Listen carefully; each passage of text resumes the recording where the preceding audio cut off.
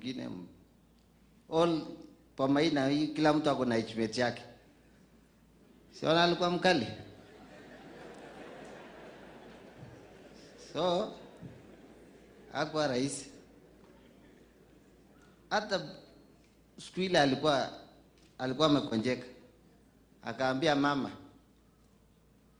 nataka mimi nitatangulia. Nitaenda kuwajengea nyumba, mkifika mtapata nyumba iko ready. So ndio mzee yako alikuwa So nasema asante. Asante daktari, Dr. Langat ameshikilia familia yetu, na I'm requesting vile Jemele amesema,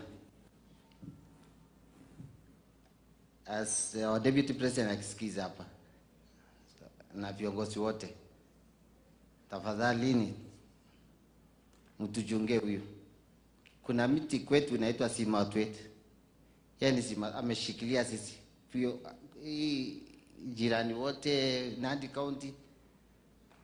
Najua akishuka hivi wengi tutaumia. So naomba kama familia, maybe saa zingine mnasikia maneno na nena, lakini tukiwa na rais wetu na deputy wetu hakuna maneno. Tunasema as family asanteni. Asanteni kwa kuja.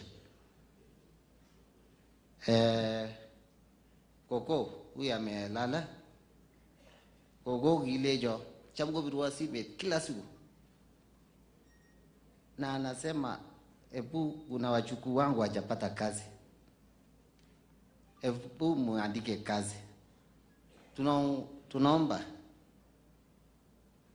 kama kuna engineer Sudi hapa, utaandika mtoto mmoja Koko hapa. Wewe una 1500, ongeza iwe 1600 employees. Na our deputy president, tunashukuru sana. Umekuwa very good friend to us. You came here, umesaidia kanisa, na hakuna siku, kila siku kanisani tunataja jina lako. Ile mambo umetutendea. Hata bishop mwenyewe najua anakuombea kila siku. Nasema bishop asante. Hata zile unaongezea ligiji, pitishia gemba hapo, na maneno itaendelea vizuri. Asante. May God bless you.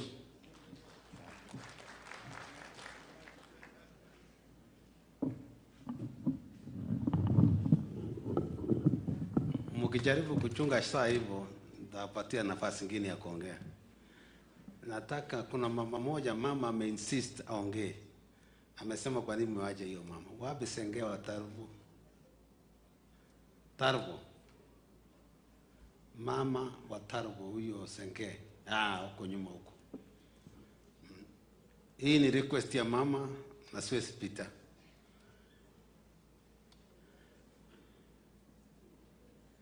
Pitisha pande ule.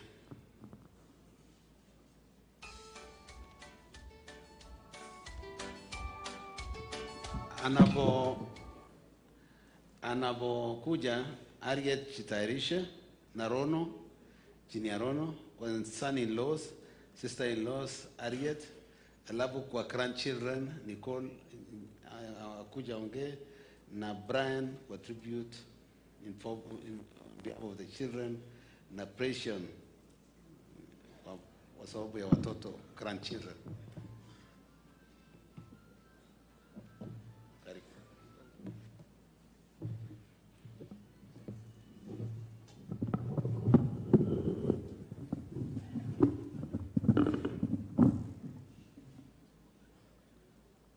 Wapenzi wa Mungu, amjambo yote. Chamgee tugul.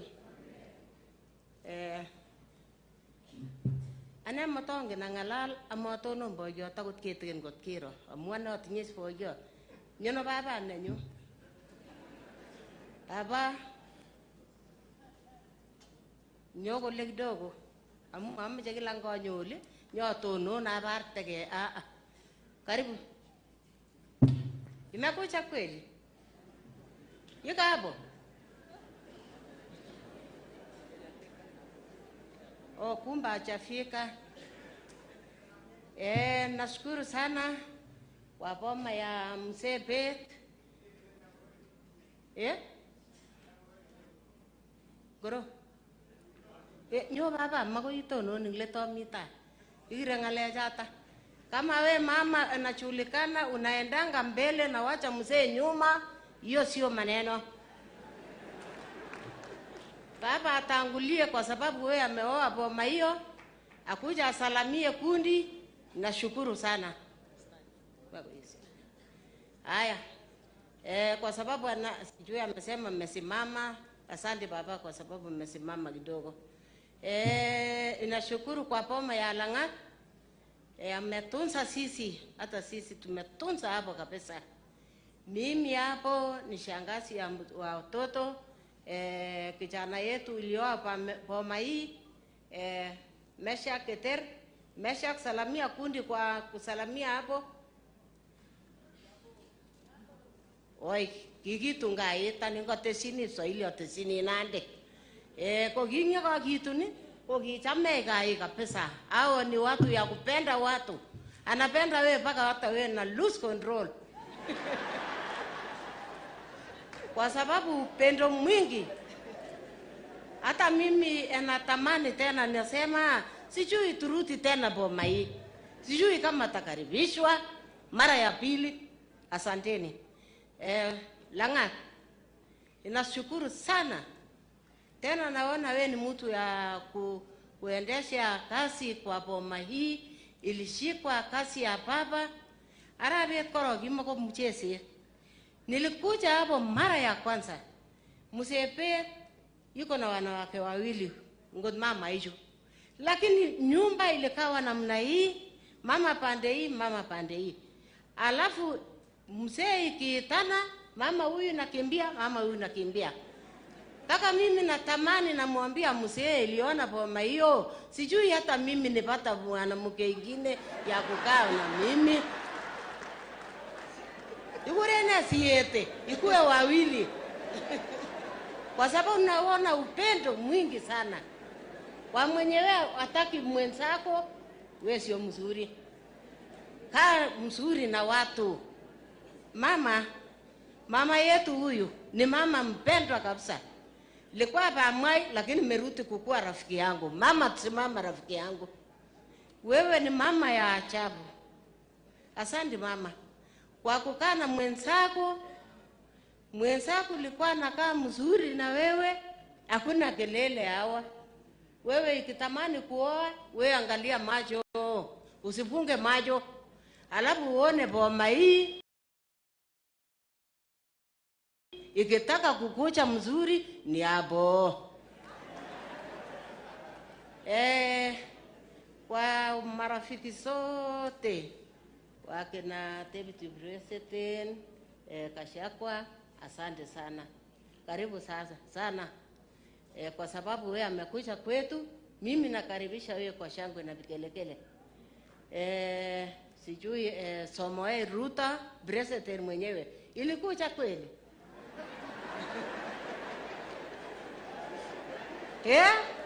Si upigie makofi jameni hata hapo. Najua huyo sasa nakaa na mimi huko. Tunaishi yote huko Sukoi. Sasa watu ikisikia mimi nakaa kwa President, anatamani hata kushika mimi namna hii. Nasema kwa President. Najua kama nakaa na mkubwa President, watu hata napenda wewe. Hata mimi nimependwa sana kwa watu kwa sababu ya President. Semeni asante. Sasa kama nyinyi upatu kupenda President sana, tuanze kupenda. Sasa mimi nashukuru watoto ya Beth. Lagoga pabrabe. Kaa pamoja kama vile ilikaa, kama baba yuko, kama mama alikuwa yuko. Sasa mama mmoja anapaki. Penda mama huyu kabisa. Kongoi mama, kongoi amuichame lagok toko. Mama huyu napenda watoto yote. Yote. Paka mimi nasema, huyu mama yuko na roho mzuri sana. Kongoi mama, ngote sunje kwa bagimnatet. Ako ribi ni betu siegu. Toko. Wapendwa, mimi nataka sema nyinyi wote ni wetu. Hata kama wewe sio yetu, leo wewe ni yetu. Mimi naona ukarimu yenu kwa sababu ilikuja kumwambia sisi pole. Mtu ile nakuja kwa pole anashinda mtu ile nakuja kwa sherehe. Kwa sababu sherehe hiyo ilikuwa yangu. Lakini hii ni uchungu. Sasa mimi sina mengi. Mimi nasema ukae na David. Imiti viteka ta imitu yone na kaimande. Oh. Nataka watu yote hii. Karibuni sana. David Patu yuko na mama na nani. Atashika nyinyi kabisa. David niko tojin kabisa utitebege ile ikan tiptono. Sasa anasema asanteni yote kwa sababu nyinyi mmekuja kulia na sisi, inashukuru. Sina mengi ya kusema. Hiyo nasema asante.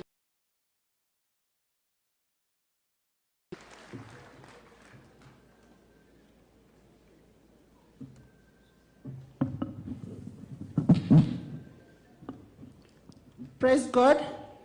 Praise God again. All protocol observed. I'm here to read a tribute on behalf of daughter-in-laws. Mom, your kindness and generosity have been a beacon in our family.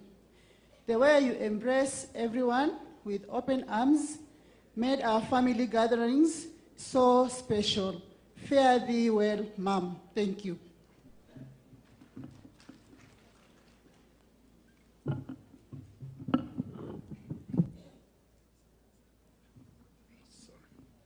Your Excellency, the Deputy President of the Republic of Kenya, our dear guests, all of you, thank you very much for giving Gogo this befitting farewell. It's a day that we all look at with both sadness and happiness.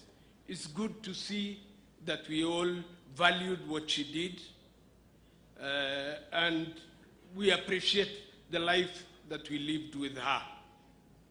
I will cut my speech a little short. I had a long one, but because of time, I'll make it very short. I want to respond to Gogo. Wale pengine hamkusikia, Gogo alituita hapa watoto wote. Na akasema mkae pamoja. Nimejadiliana na son-in-laws wenzangu before I speak, because I wanted to make sure that what I say speaks for them. Awagile Gogo, metabot kimi, age mi gibagenge. Amma mi betu nege lengi gerelet ke legalia anangango no anangango. Kinome ge pamoja agiro legagi agi itige. Kongoi. Thank you so much, all people who attended, for giving her the befitting send-off. Thank you.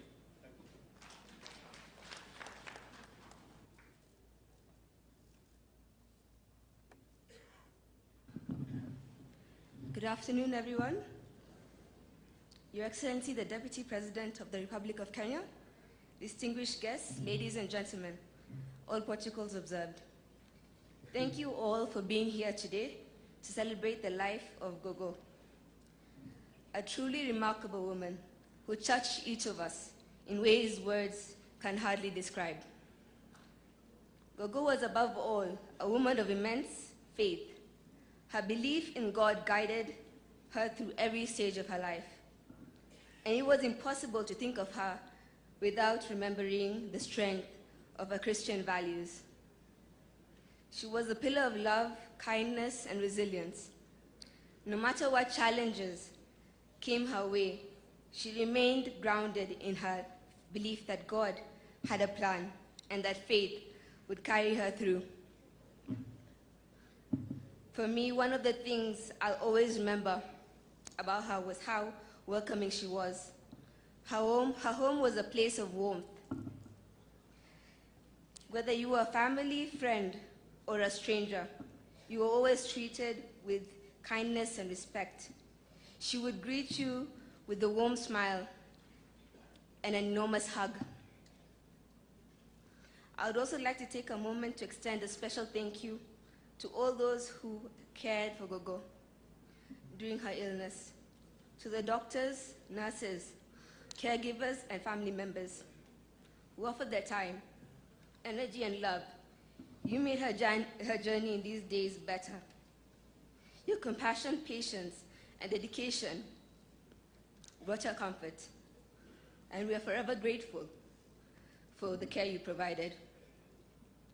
As we say goodbye today, I find comfort in knowing that her faith was strong and she's now at peace, resting in the presence of God. Thank you, Gogo, for the love, the lessons, and the light you brought into our lives. We will miss you. Rest in peace.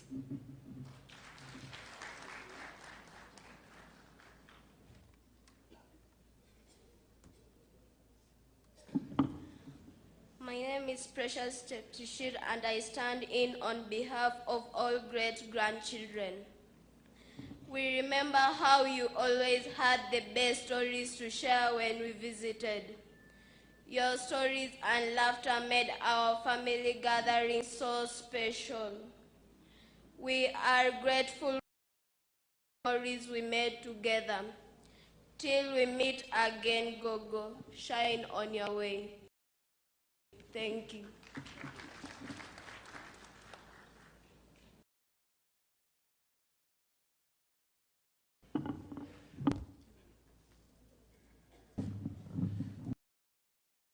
Is done. I only need some marafiki watoto wametoka international waisimame na those friends of our children who have come all the way, just stand and wave. Just wave. Thank you very much. I would like to, those children are from different countries, wamekuja kuomboleza na sisi. We want our employees of DL Group. Simama mahali huko. Hawa wana represent,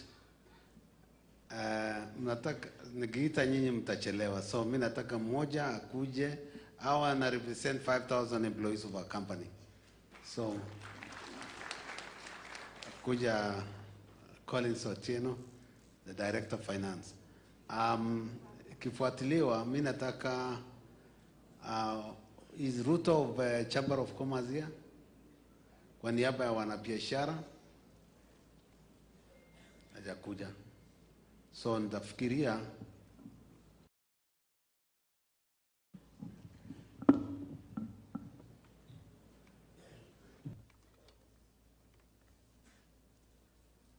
God is good all the time.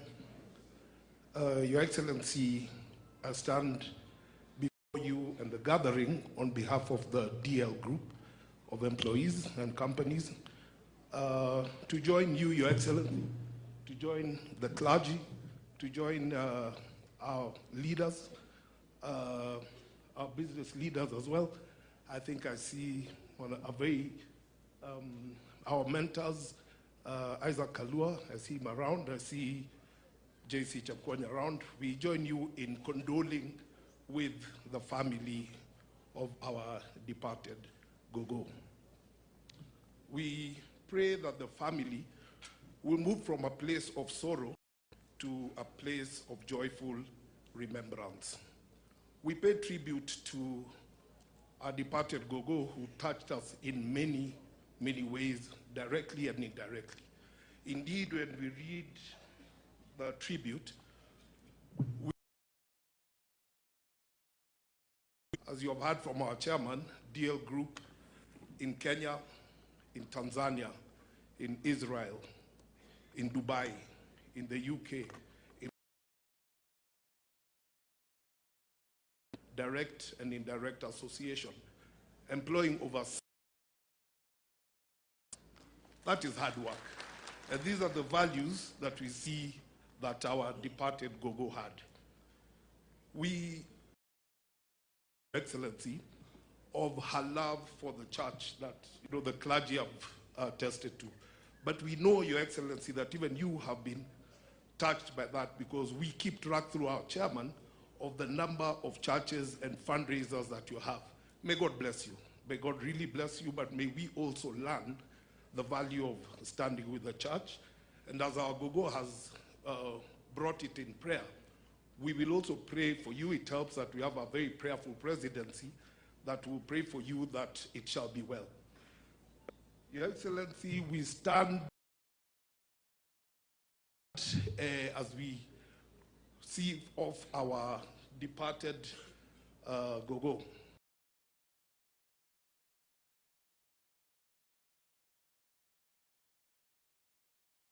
Well with you. We have seen Chairman and the family honor resources, love, time, dedication to our mom as she was sick. And Chairman, that's the only commandment with a promise. You go and wait for your promise because you have honored Gogo. You have honored Gogo, wait for your promise. Thank you very much.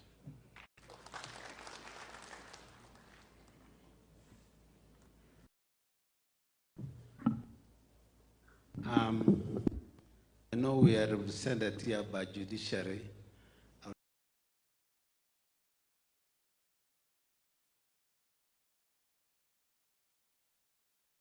In front.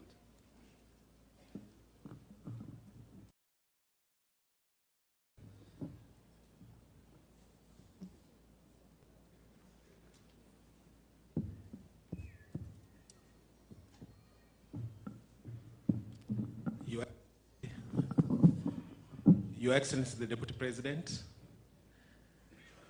my friend Bishop, members of Parliament present, the Governor, Nandi, my brother, the PS, Education, Dr. Kipsang Belio, and all dignitaries present, the family of my good friend, Dr. Lagat DL. I have known this family for the past 30 years, and when I came here, it is Gogo and Gogo here who welcomed me, and they were very kind people. Loved us, especially those who are friends of DL. Gogo was a person who was very joyful, and her joy was expressed in the way she welcomed all visitors who visited her. So DL, on my own behalf and on behalf of my family, I wish you to overcome the loss of your mother. They always say that when you lose your mother, it's as if you have lost part of yourself. Because when people say we are going home, people say we are going home, I'm a father too, but when people say that, that's true. It is true. So even as the mother has gone,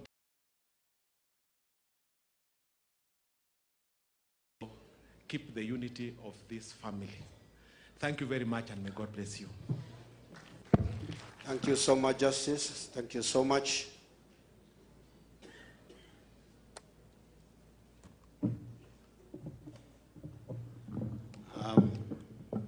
There's Lorna, Kenya seat. Stand wherever you are to be appreciated. Thank you. That's the Deputy MD of Kenya seat. I'll not take time because we want to really go on speed. I'll invite my friend, my brother, Joshua Jepkwony. Nimeona vijana akasimama vijana wa Jepkwony. This is my brother. Na sijui kwa wakisimama. Hiyo ni watoto wa Jepkwony. Mama Helen, welcome. Karibuni. Karibu Joshua. Now you organize some friends. Wanabiashara wote. Kama you are a businessman, stand back. Simama na wave the crowd. If you are a businessman. Simama. Nyinyi wote ni politician. Simama na wave if you are a businessman.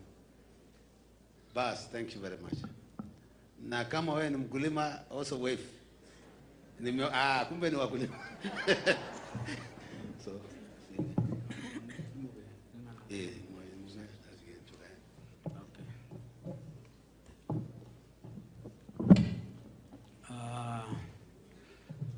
Tusalamiane kwa hewa.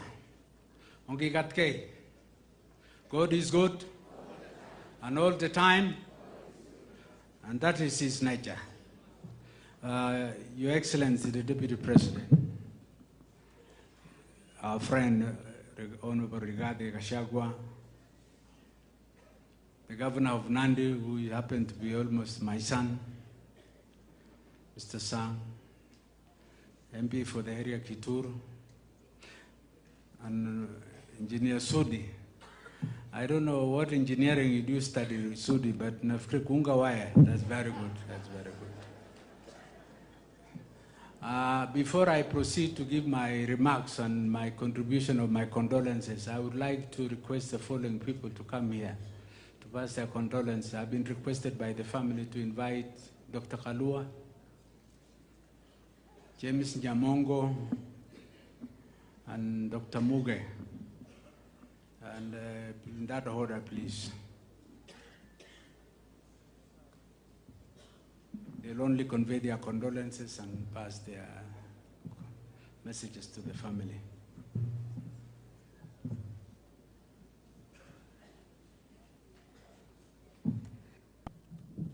Nyamongo is the CEO of Nairobi Hospital. Some of you, if you are ever going to be sick at one time, remember this man, Nairobi Hospital. Good afternoon. All the time, and God is good. Yes, Your Excellency, the Deputy President, Mr. DL, and the family, and also the clergy, led by my friend Bishop Khalil here. I've been a friend to this family for some time now, and I've participated in various projects here. And Your Excellency, we were together when you were raising the funding for the church. And Mama, I know her for some time after she was admitted with the Nairobi Hospital. So this is a family I know. I stand here now to pass my condolences on behalf of myself and the family. I say pore for the loss of Gogo. Thank you so much. Kalua is also a son of this family.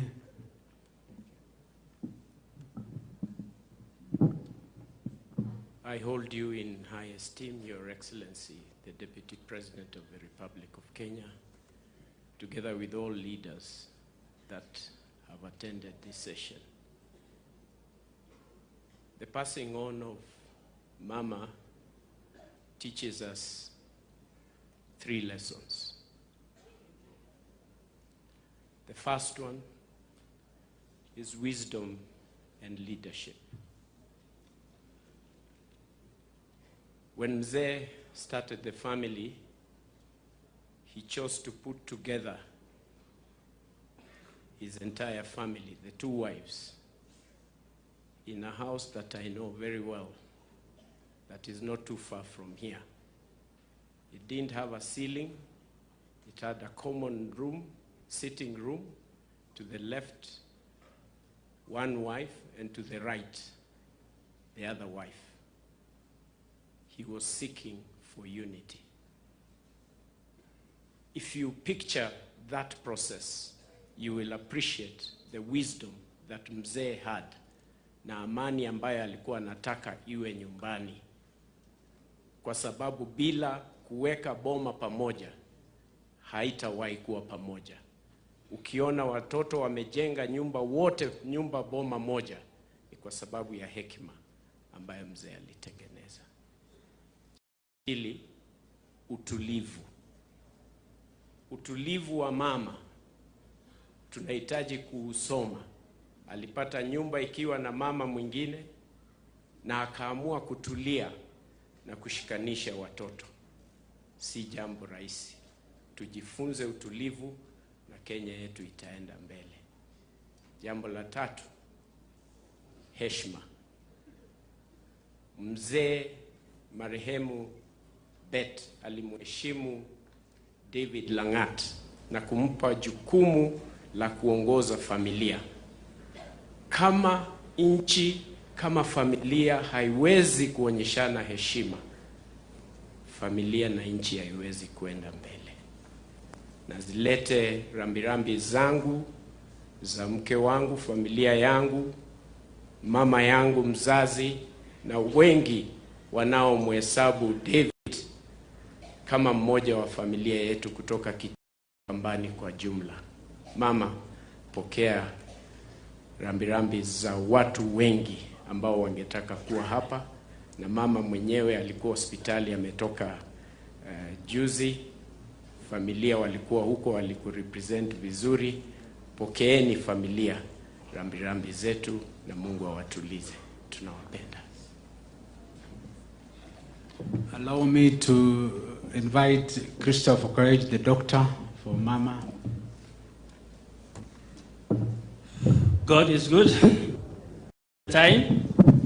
He is the Deputy President of the country, Honorable Rigathi Gachagua, the Governor's present, the MPs, and other dignitaries present. I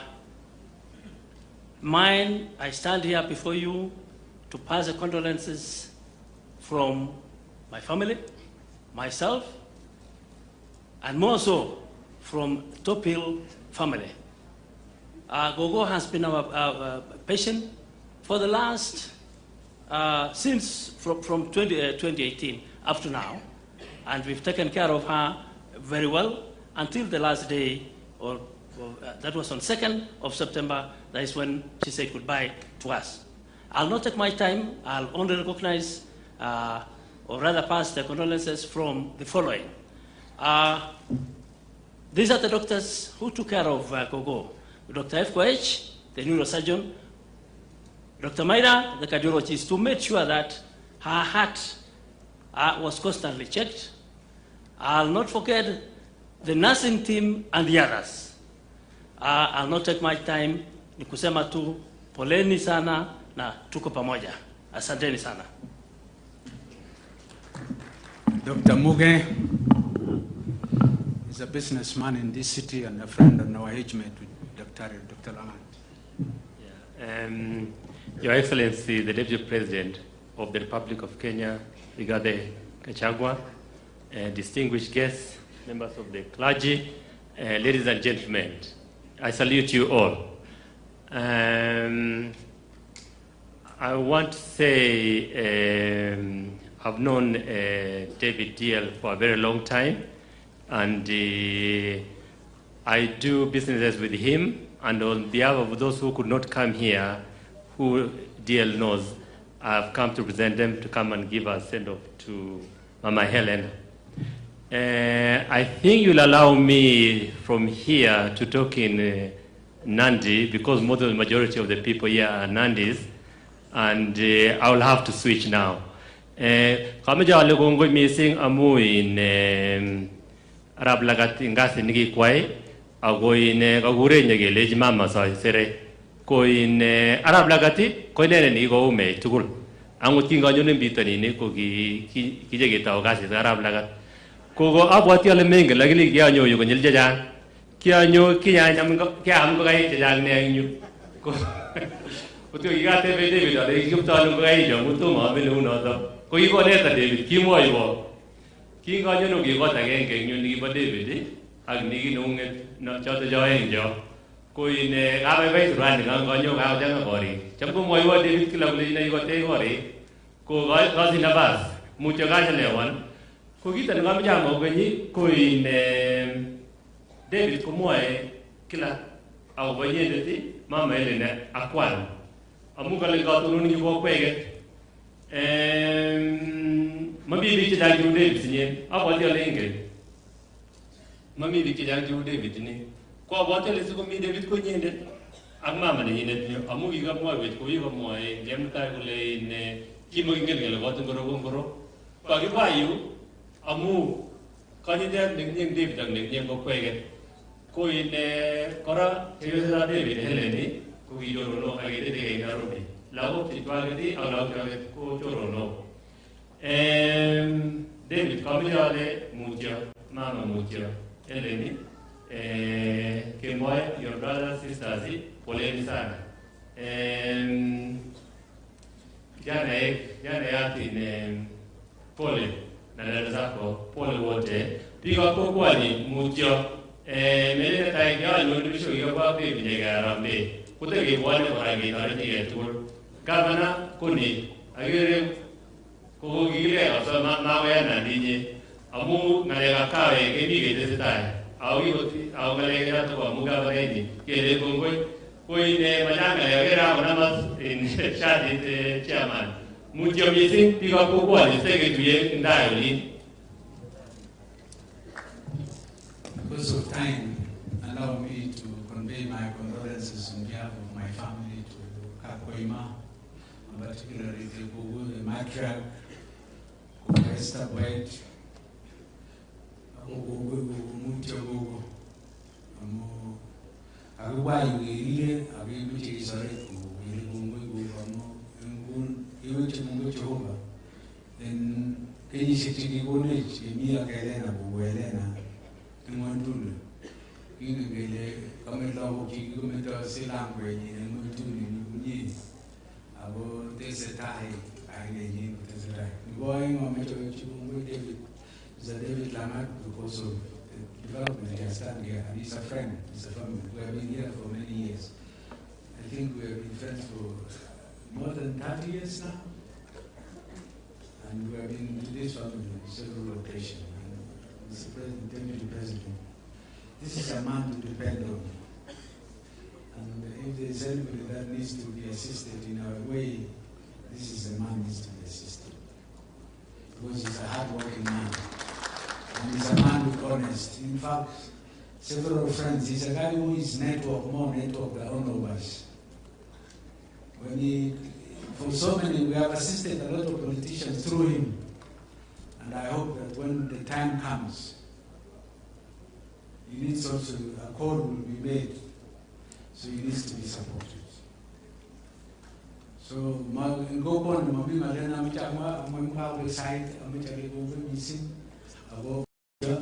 I'm also a member of this family by being friends with Dr. David Lana. May God rest her soul in eternal peace.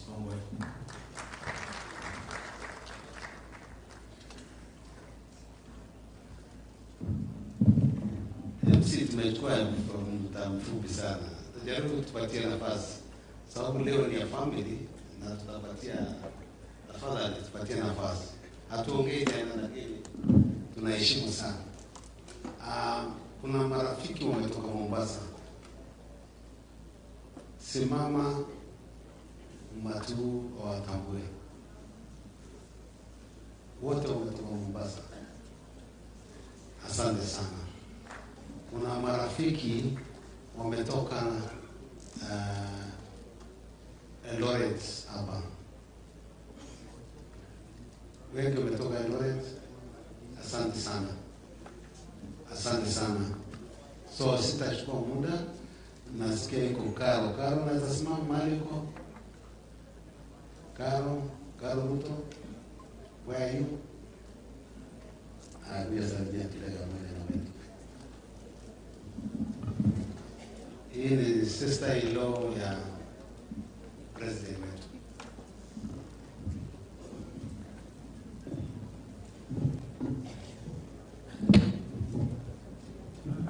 Thank you.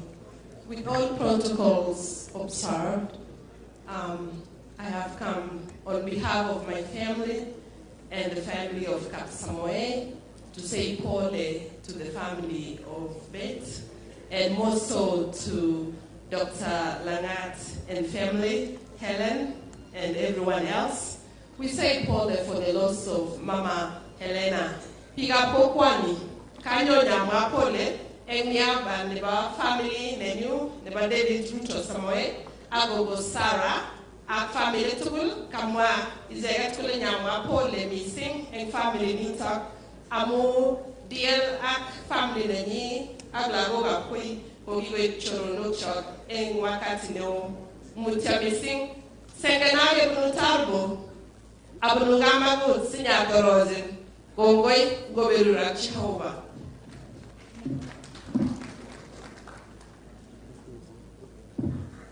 Mheshimiwa Naibu wa Rais wa Jamhuri ya Kenya, ikiwa kwa ruhusa yako niweze kumwalika mbunge wa eneo hili Mheshimiwa Bernard Kitur na vile vile akaribie. Asanteni sana.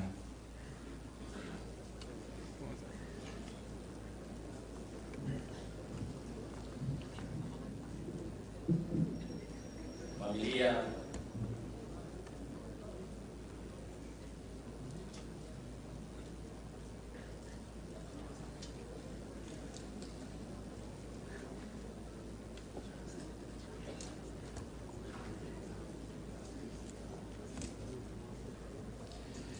familia mzima ya Langat, familia ya Koima kiongozwa na mama senior,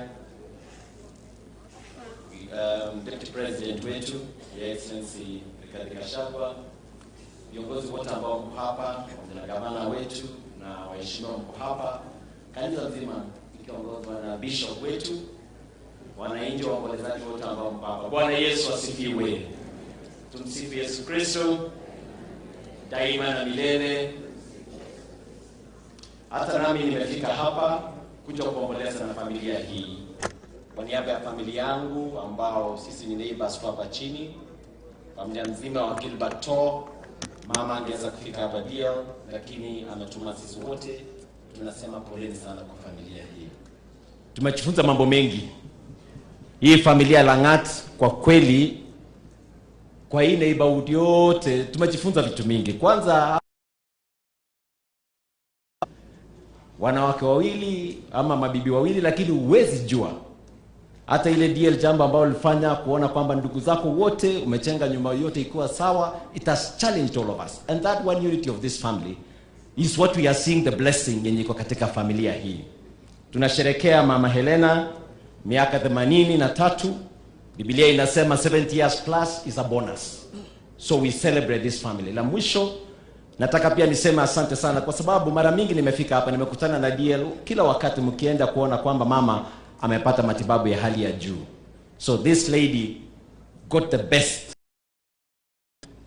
while she was walking the face of the earth. Bishop, umetulisema vizuri, ukatupea guidance kwamba hatutasema siasa. Wakati nilifika pale, familia pia wakaniita, wakaniambia tafadhali, we want to give a proper send off. Sometimes siasa unajua inaleta utofauti kiasi, lakini we will try as much as possible to respect what your family has asked us to do, to make sure that we stick to what we came to celebrate this family, to celebrate the life of mama, and to give her a proper send off, that there will be no acrimony at the end of this session. So kwa hayo nitafuatilia hivyo.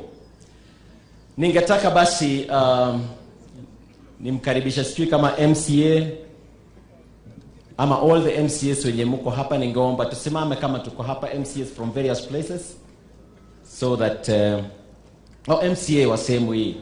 And by the way, this place is called Lolkiren Village. I'm sure Senator Seki unaelewa hiyo language. This is Lesos Ward, Nandi Hills constituency in Nandi County, a wonderful, beautiful place for anyone to be. Naona barabara iko sawa sawa, hata ukikaa mpaka jioni, hata ikinyesha iko sawa sawa. So hata nimkaribishe mheshimiwa MCA, atatambuliza sisi MCAs ambao wako hapa na aseme mawili matatu. Welcome MCA.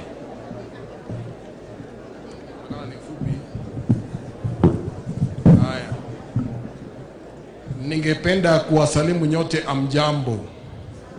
Amjambo. Alafu niseme ya pili kwa familia ya Lagat, poleni. Poleni wote. Mutia miseng. Niseme pia kwa naibu wa rais ambaye tunampenda, karibu. Hii ni mara yangu ya pili kuonana na wewe, na inaonekana hii area umependa, kwa hivyo karibu sana. Niseme ya mwisho, kwa gavana wetu Bwana Stephen Sang akamwae Nandi nito magasji kwamba olesos kigure olesos yu ako mi Nandi ile sosi ko Nandi moko magai nai makimache kemwa in tugun chechang alak chekiteshini lakini Nandi akine yuto.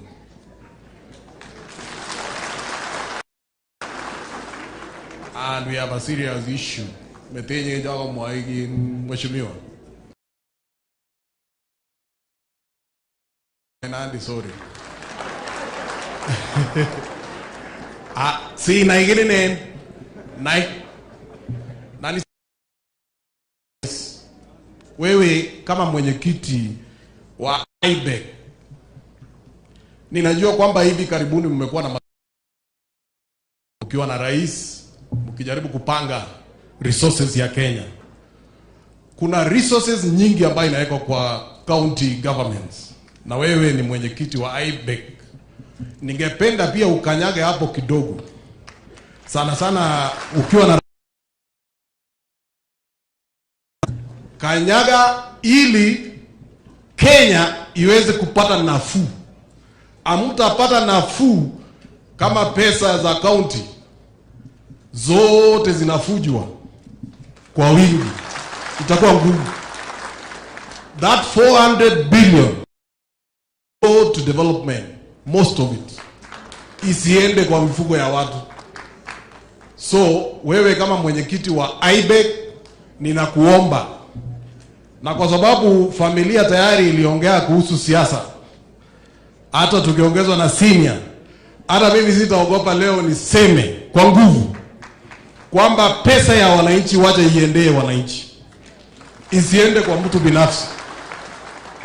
So hiyo ndio jambo ningependa kusema bila kuogopa, na ikiwa itaendelea hii jambo itabidi tuchukue hatua kali, bwana mheshimiwa rais, naibu wa rais. Haya ya mwisho niliambiwa kwamba tunaye pale, ningependa tu usimame na kuwave tu. Tunaye former nominated MCA wetu Vale, na naibu wa rais chama ilikuwa imemnominate, alafu kidogo ikatolewa, na hata alikuwa amepokea kitu kidogo hapo. Sasa ako na stress mingi, wanasema kwamba serikali iko na shimo mingi, patia yeye mahali. Haya, sijui kama kuna nani mwingine tuko na, lakini wewe utaonyeshana 50-50 kwa sababu huyo alikuwa wa MP.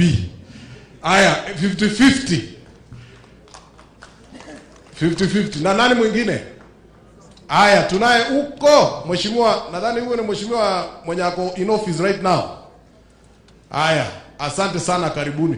Na kwa hivyo wacha nimalize hapo na niseme asante, karibuni hapa Olesos na hapa nyumbani. Huyu David Langat tumekuwa naye na watu wote wa Langat tukiwa wadogo, na ninataka kusema muiteis mayango mengika kumwa bigo leo kich imagene ngele kalia koliane metege etge ngotko mi jine meje ko jilen ijila nyenye mine ana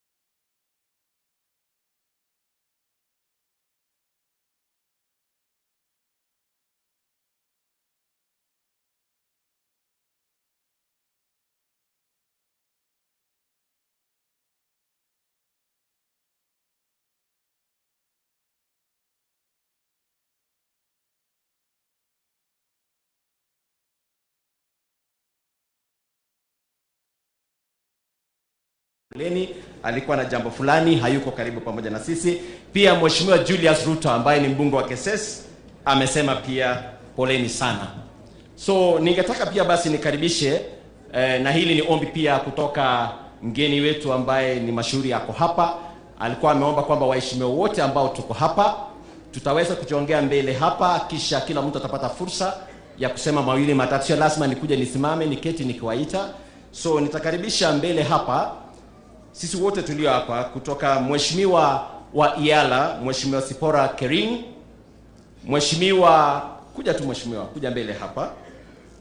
Tuko na mheshimiwa kutoka Kangema, Mheshimiwa Peter Kihungi. Peter Kihungi ni rafiki wetu sana huku Nandi Hills. Ametembea hapa mara mingi akuja kuongelesha vijana. Unakaribishwa sana mheshimiwa. Mheshimiwa Seki Lengu ambaye ni senator kutoka kule Kajiado amefika hapa siku ya leo. Yeye ndiye ameniambia anaelewa languages yote ya sehemu hii, the names of the places, Lesos na mambo kama hayo. Mheshimiwa Kate Waruguru na Alan Kosgei. Nitaomba mfika hapa mbele, kisha kila mmoja ataweza kusema rambirambi kwa familia hii ya Langat. Karibu sana mheshimiwa Iala.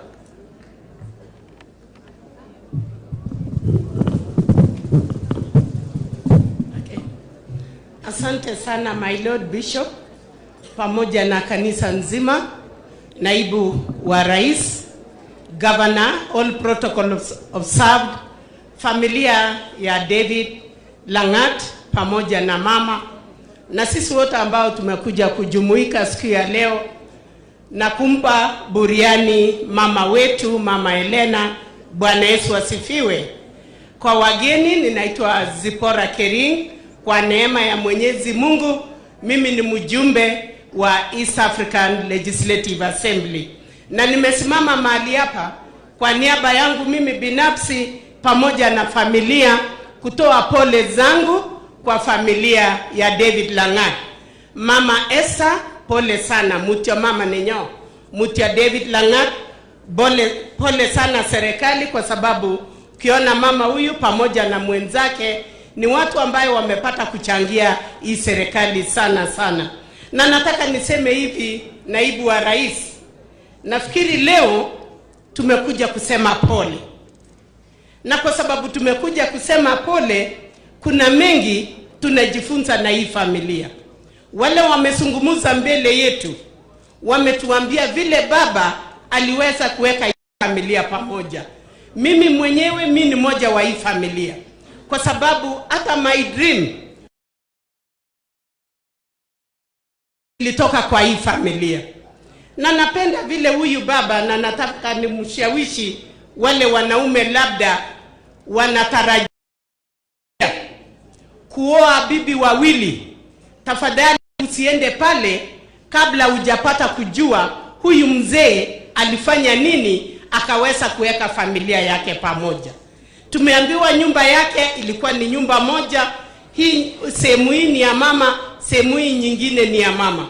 Na kile ninafurahia na ninampa buriani huyu mama na kusema nenda salama, ni kwamba hawa wamama wawili waliweza kuweka hawa watoto. Huwezi jua huyu ni wa Elena, huyu ni wa Esther. Pia wale wameoleka katika hii familia, huwezi jua huyu ni mke wa nani na huyu ni mke wa nani. Nataka niseme tu naibu wa rais ya kwamba tunapenda Kenya yetu sana, tunawapenda viongozi wetu, lakini sana tukaribishe Mungu asimame katika jamhuri yetu, ili sote tukae pamoja, tufanye kazi pamoja na tukue sisi wote pamoja. Kwa hivyo nasema asante sana, wacha Mungu awabariki, wacha mama alale salama. Thank you so much and may God bless you.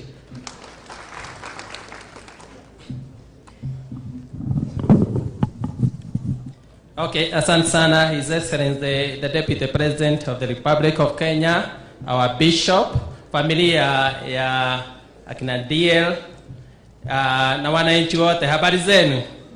Nimekuja hata mimi nikiandamana na Deputy President kuleta labilabi zangu kwa familia ya DL. We have never interacted one on one, lakini tunakujua zaidi. Hakuna mtu akujui hii Kenya yote, tunakujua huko Murang'a. Mimi ni mjumbe huko Kangema, na tulikuwa tunakujua na tulikujua vile ulikuwa unashikilia rais wetu wakati tulikuwa tunapanda hii mlima ya kupata hii serikali. Lagu ni kusema ya kwamba labilabi zangu kwa familia na jambo mama ametuambia kama viongozi, na mimi ni mjumbe kule bunge, na hiyo kitu nimeambiwa na mama yangu. Mama yangu bado ako rika yako, ameniambia na ameniongelesha, these old women, they are very uncomfortable with us leaders. And yet to behave sometimes, we are not behaving like leaders. Let me tell you, hii serikali wa mama na wazee waliichagua kwa kupenda, na they own it. Mama yangu akiwa uko Kangema, uko kwa Banyajani Chai, uko ndani, he owns the president and the deputy president, na waliamua kuwachagua kwa kuwapenda. Lakini ile hata nonsense inatoka kwa watu viongozi, we are just, you are wondering ni nani mlichagua. Juzi somebody anakuja anaongea maneno ya impeachment, mwingine juzi anaanza kusema serikali sisi wakulima wa majani chai, the president and the deputy walileta T-board ilete haki kuangalia vile KTDA na other practitioners wanaendesha majani chai.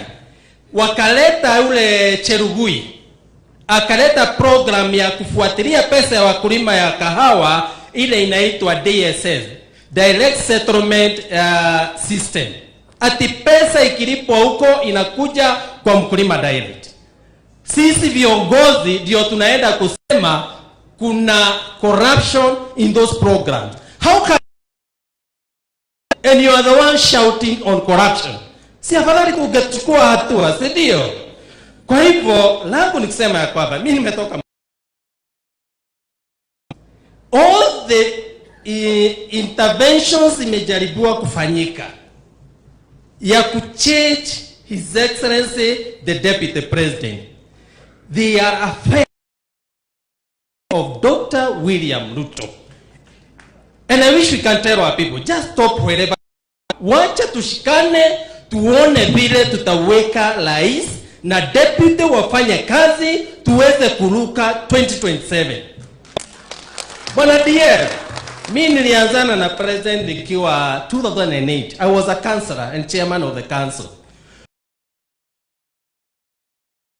The backyard.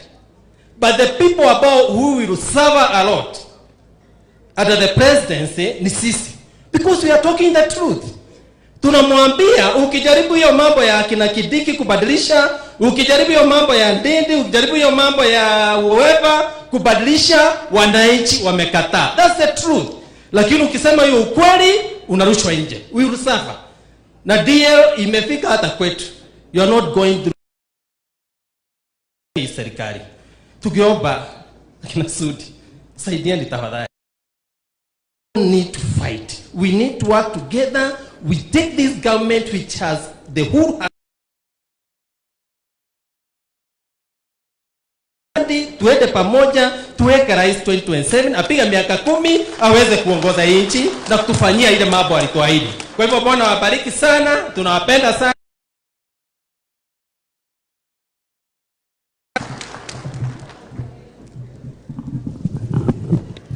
Thank you very much.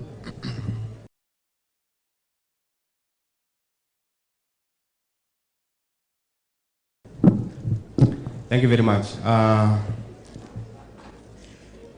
Deputy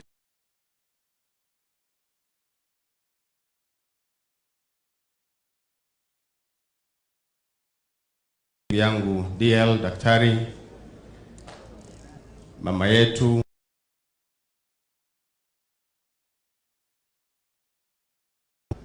kwa majina naitwa Seki, senator wa Kajiado.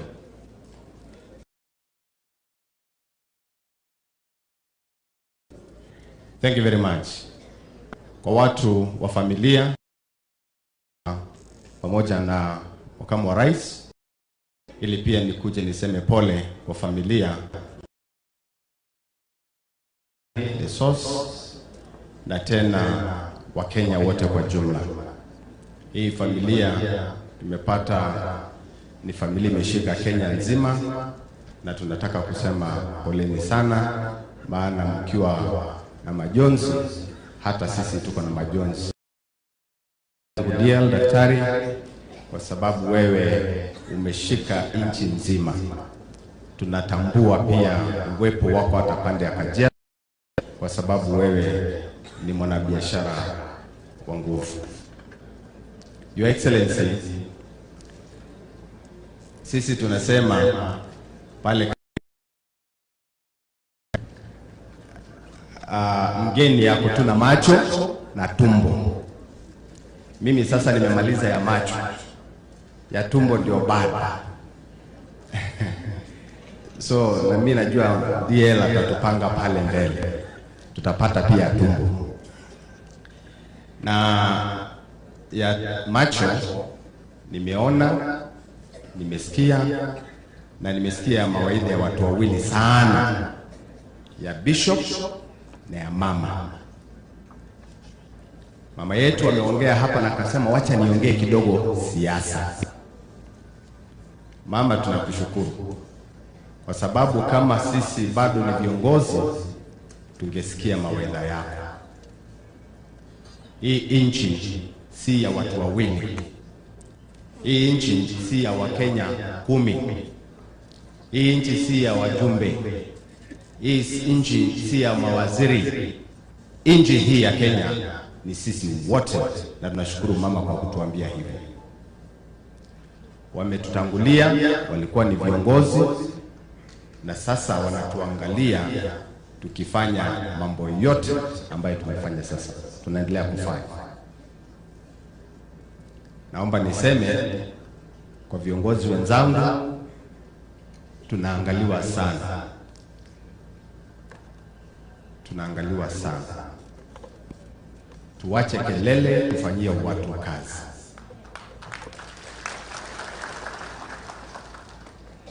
Kelele hii inakuwa kikwazo kwa watu ambao walitudhamini na kutupatia nafasi ya kuwa viongozi kwa wakati huu. Na watu si wajinga, wanajua ukiongea ukweli na ukiongea uongo. Ama sema, tafadhali tuache kelele, tufanyie watu kazi. Rais wetu William Samoei Ruto anajaribu kufanya kazi yote kuhakikisha ya kwamba ameunganisha taifa hili la Kenya. Mheshimiwa Rigathi Gachagua, ninaona kanyanga steps ya president wetu akisema tuunganishe watu kutoka kwa the lake. Gachagua anasema sawa. Tuunganisha watu kutoka kwa coast, nasema sawa. Sasa ni nini shida? Sisi wengine viongozi tuko nayo.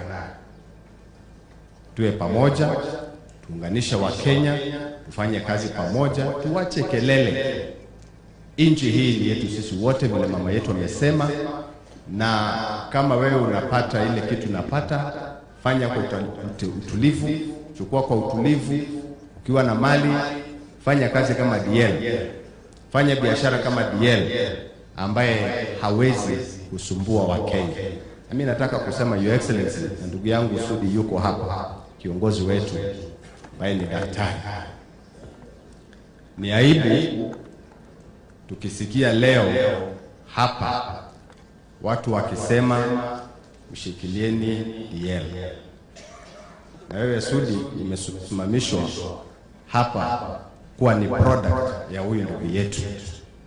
Ongea na wenzako, ongea na marafiki wetu, na najua kwamba rais wetu ni mtu ambaye anapenda watu wote.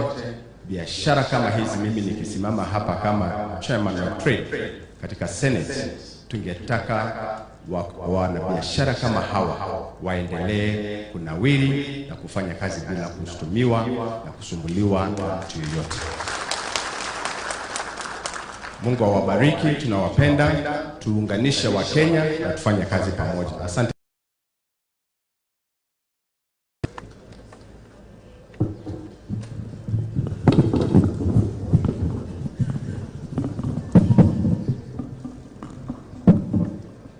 Bwana sifiwe. Chamige, Ilos not keep tired. Gaini mwega na hedi siode Bishop wetu Bishop Paul Koril wa Kapsabet Diocese, clergy wote ambao mko nao, na chukua nafasi kusema asanti kwa sababu ya mahubiri mazuri. Kwa sababu ya wale walifika wamechelewa, Bishop alisema lesson moja, Mheshimiwa Deputy President nabeba, wanawake hapana kaa karibu na mti ya duthi, unafunga break, wewe ndio unashika hard break. Na kwa hivyo hiyo lesson Bishop mimi nimeibeba, na nimebeba lesson ya pili. Ya pili umesema kuna watu waliolewa cha lazima, wengine ni kuvurutwa, walivurutwa. Bishop hiyo maneno natembea nayo na kukuhakikishia kwamba watu ya mlima hatukuolewa cha lazima kwa hii doa yetu na Mheshimiwa William Ruto na hii jamii na pia jamii zote za Wakenya. Ya tatu umetueleza iko watu Bishop wako na mazoea ya kwenda kulala kama wamebeba masimu yao.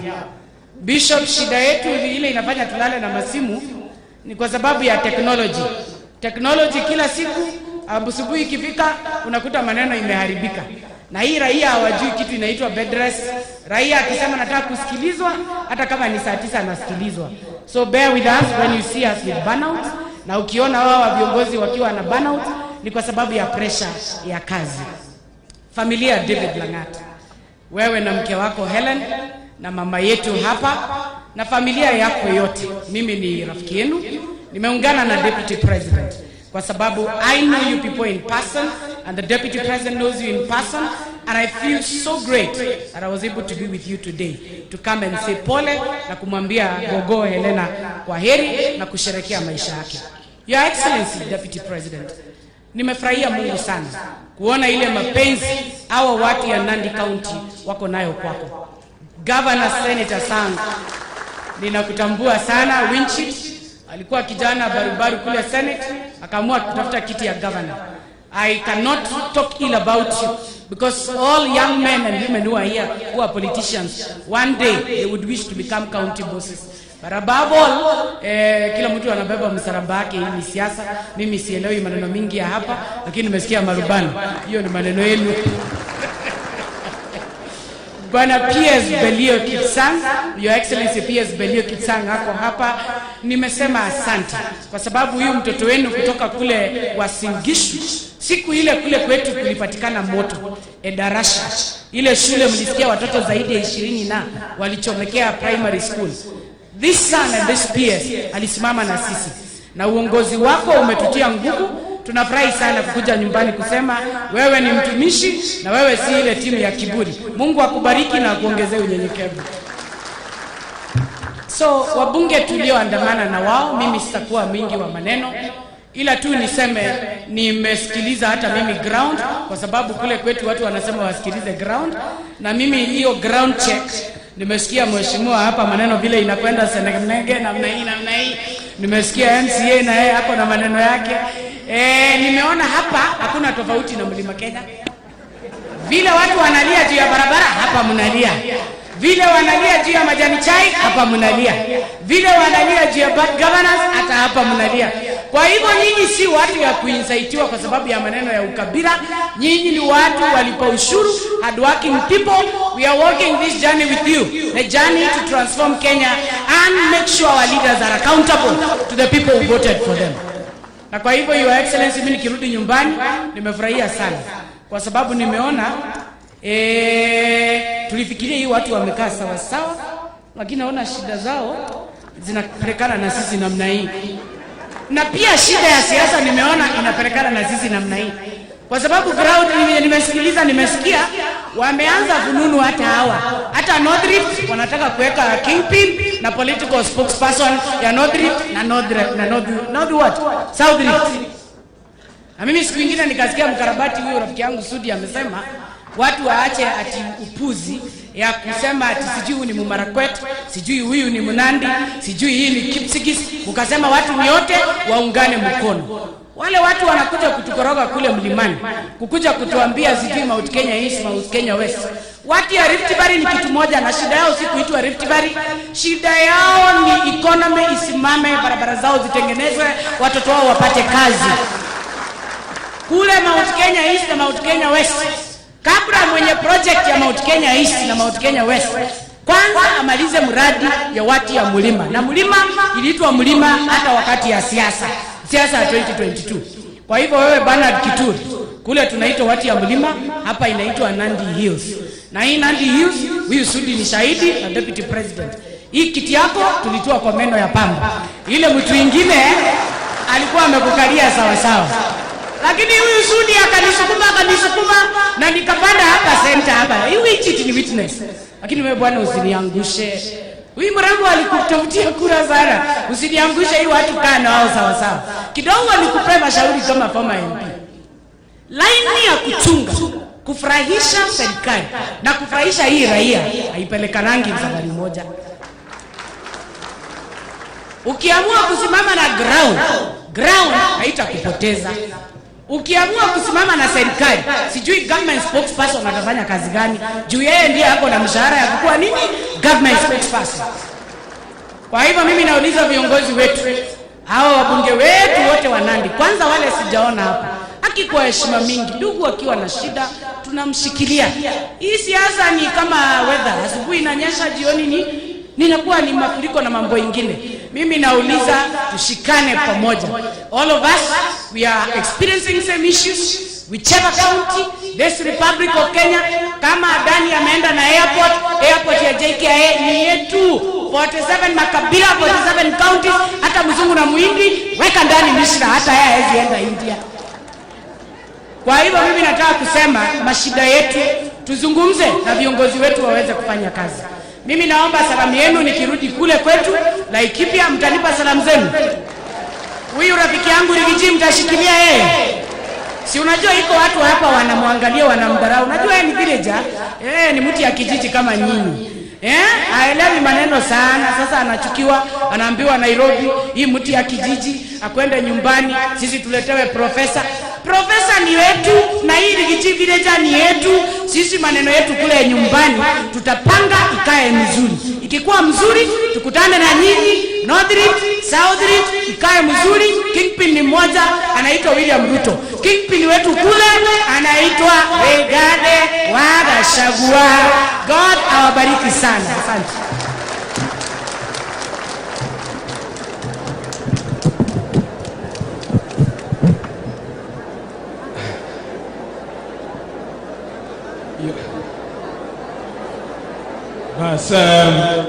Your Excellency, the Deputy President, family ya Kap Koima, itifaki zote zikizingatiwa, kwanza kabisa ningependa kuchukua nafasi hii kutoa shukrani kwa Mwenyezi Mungu kwa baraka zake, kwa neema zake na kutufikisha hapa siku ya leo.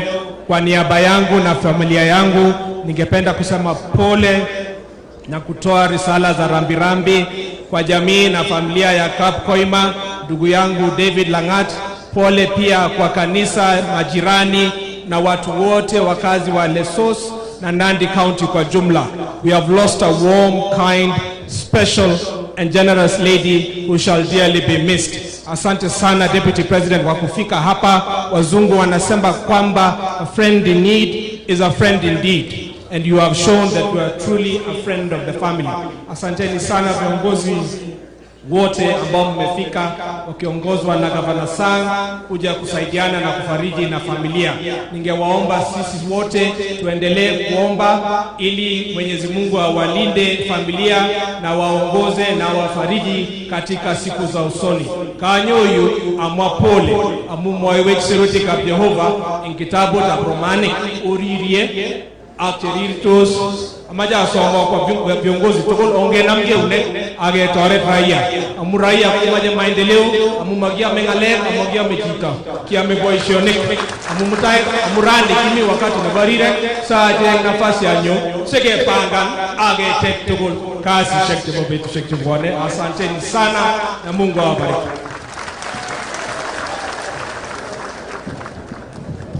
Asante sana waheshimiwa. Lakini Bishop, yeye gana yitaka kwa na injali. Huyo ndio mesiasa yote. Nganda nao tunashukuru sana kwa wale waheshimiwa wote kwa rambirambi ambazo mmeweza kuleta hapa.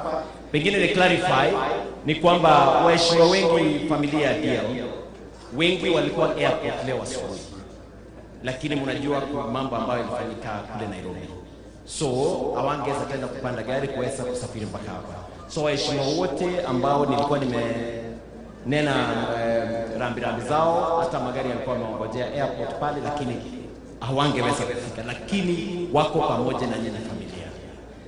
Basi kwa wale ambao wamebaki, wawili watatu, pengine hii Alan wewe mwenyewe utasema, we have a great elder in this community of Nandi.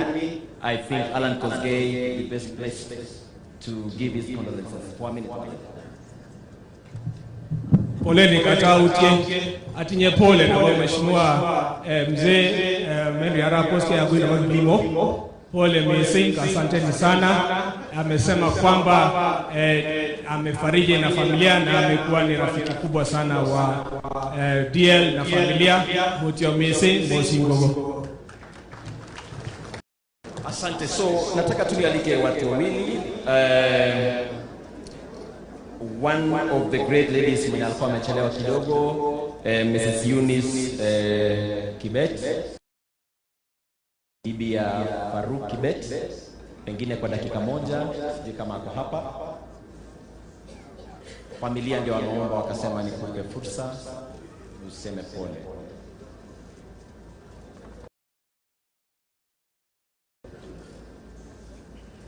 Oh, okay. Give her the space. Sikia rafiki wa familia hii, nadhani itakuwa vyema upate fursa kusema pole. Karibu mama.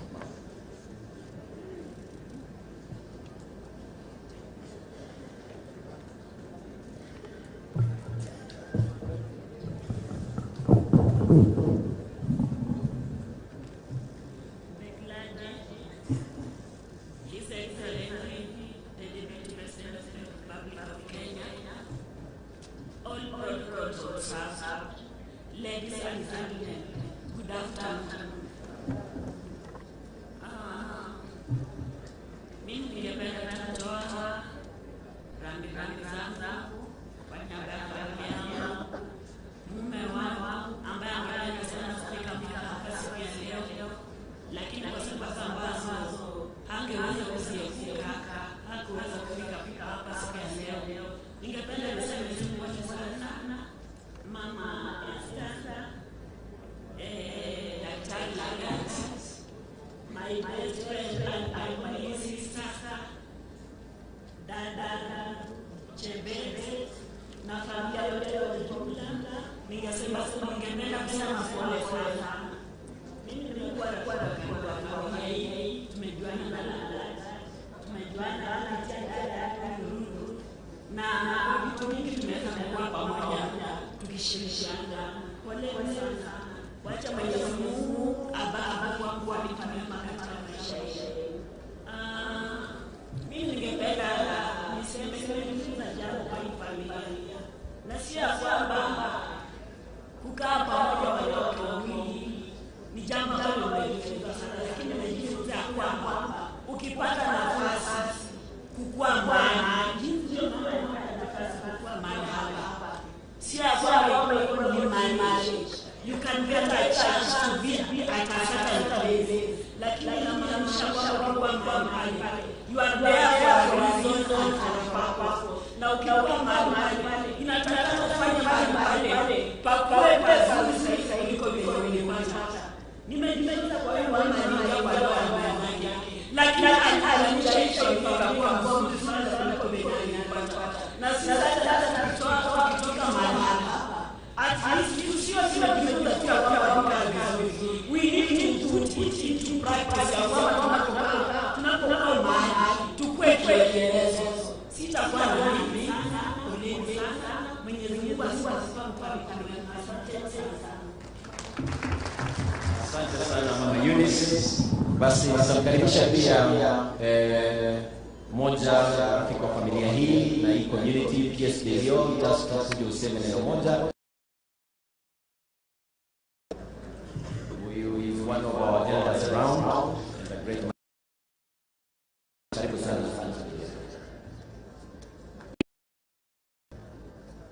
Sana mheshimiwa. God is good.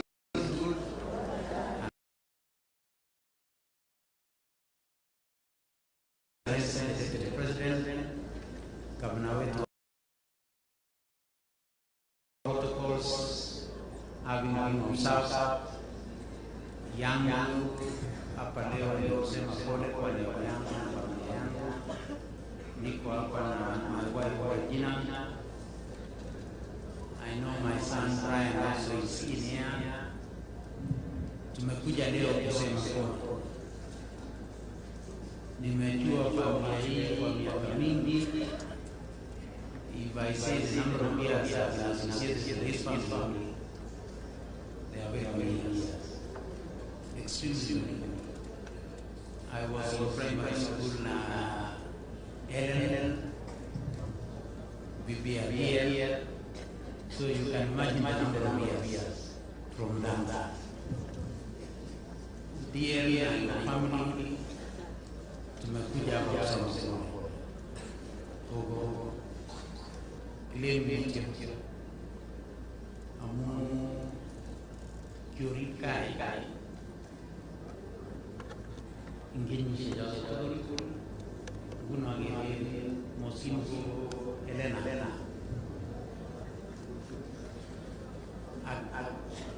Kau Arabi Musima Kau Kimi Elena de Mutio Amu Kai Ane Ina Resources Guna Obai Mom Awi Yetulia Kai in Shikajana So Kimi Elena Mutio in Lago Kai to Bagai. Dear, tunasema sana kwa kushikia hii familia. Kwa maana tangu mkiwe hii familia kama familia ya wanawetu zetu, nilijua tu Dear, kwa maana Dear wameoa Ellen na Ellen nilijua tangu kwa primary school. Kwa hivyo poleni sana. Ningependa kutuma rambirambi ya marafiki yangu, my colleagues hapo wajaweza kuja leo. Nimekuwa na two months coming here until last night when there is something they want to know about the state area this morning. A number of my other colleagues, P.S. Corey, P.S. Gon, P.S. Susan, mgeni wa Aslafan wamesema pole sana. Engineer Tanui tumeongea naye hapo kidogo, amesema pole sana. Kwa hivyo yetu wote tunasema pole. Agarwa ngoi ngombo ngoi pinga korani in poishoni kichwa Aka nalega kanisa nalega school. Nimekuja kwa hii shule ya kanisa ya ACK yenye David amejenga. When he started the school many years ago, he requested me to sit in the board of the school when he was starting this school. Tukakaa kidogo, alafu nikapewa pia education, nikaambia sasa hii itakuwa kwa nikaambia endelea na mambo ya shule, lakini ukitaka any advice ya mambo ya shule ya kanisa hapa, I'll be available. So thank you for the work that you have done.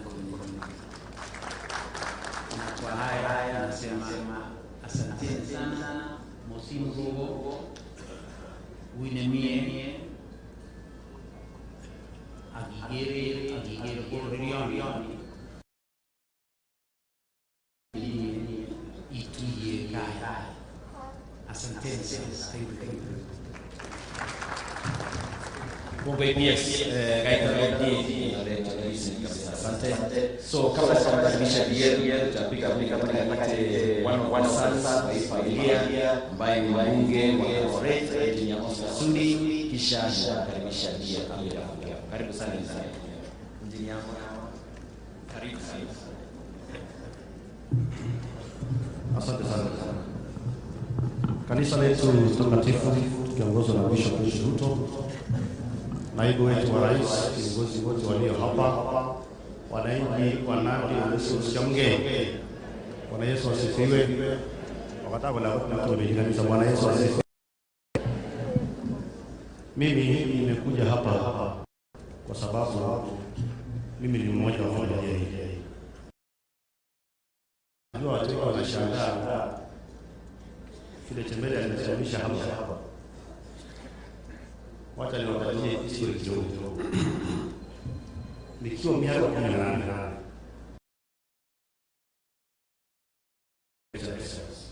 sikio la sababu duty free. So nikienda Mombasa nilikuwa natumia kampuni ya exercise. Hayo kampuni kwa nyingi.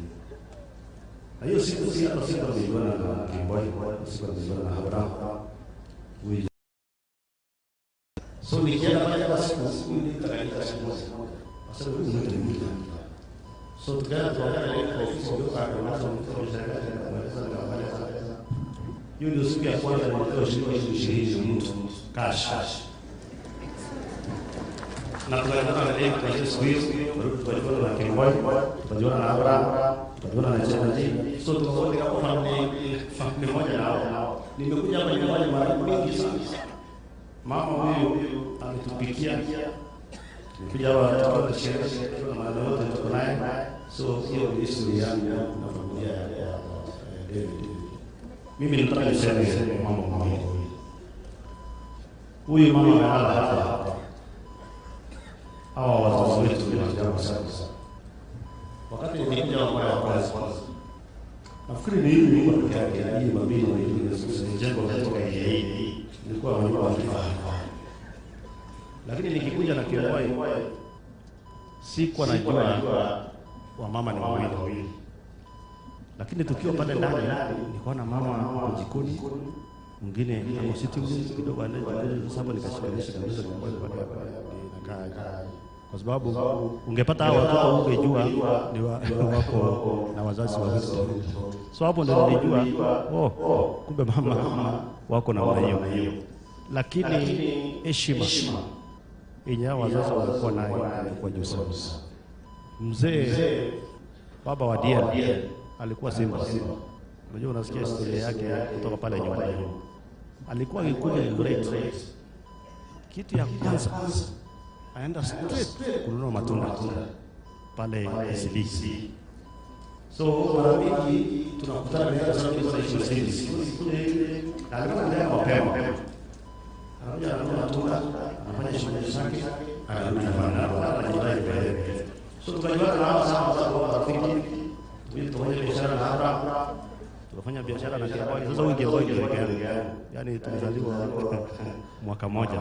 So tumekuwa familia. Na mimi nataka niseme ya tatu. Kama kuna kitu huyu David alifunza zaidi ni kuchunga familia yako. Kama kuna kitu David alifunza, sababu hiyo siku nilikuwa nashangaa. Chemelia yako hapo. Ana hapo. Kila mtu hapa na anakimbilia David. Masaidie huyu, saidia ule.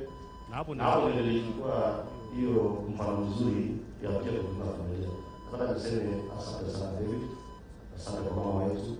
Asante kwa mama wetu mnapona. Na mimi nataka kuambia mama sitachoka. Na kutoka ukiwa ile tukiwa hospitali. Na wacha niwaambie ni vizuri kupata pesa. Ni vizuri kupata pesa. Hawa wazazi wetu sema sana kama wetu hapa.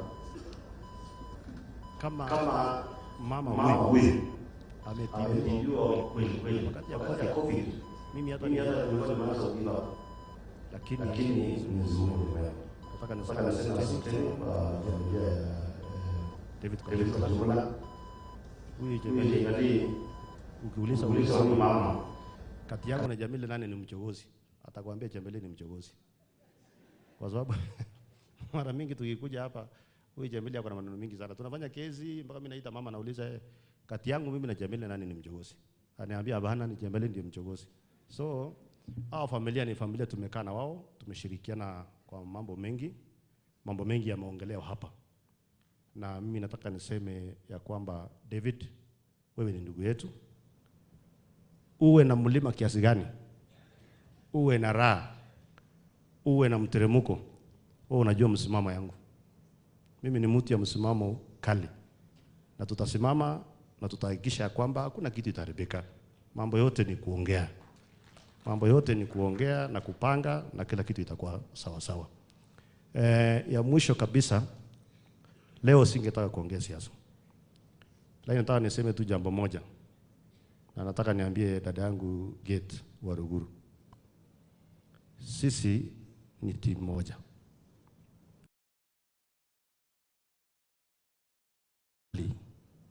Tuitane kwa nyumba.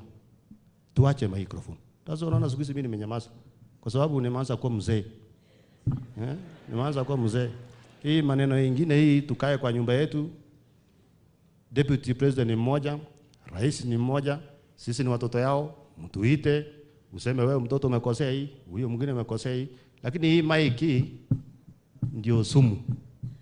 Kwa sababu vitu umeongea leo ni mzuri. Vitu uliongea last week ni tofauti. Kitu unaongea mchana, ongea pia usiku. Na hiyo ndio itatupeleka mbele Bishop. Kama namna gani Bishop? Tukue watu tunapendana na tukue watu wa kuongea ukweli. Mambo unaongea usiku, pia ongea mchana. Na hii mambo yote itaisha. Na tutashirikiana tuende mbele. Asanteni sana. Mungu awabariki. Asante. Asante sana Engineer Oscar Sudi. Basi wacha nimkaribishe DL asema wili kisha nitamkaribisha gavana. Karibu sana chama.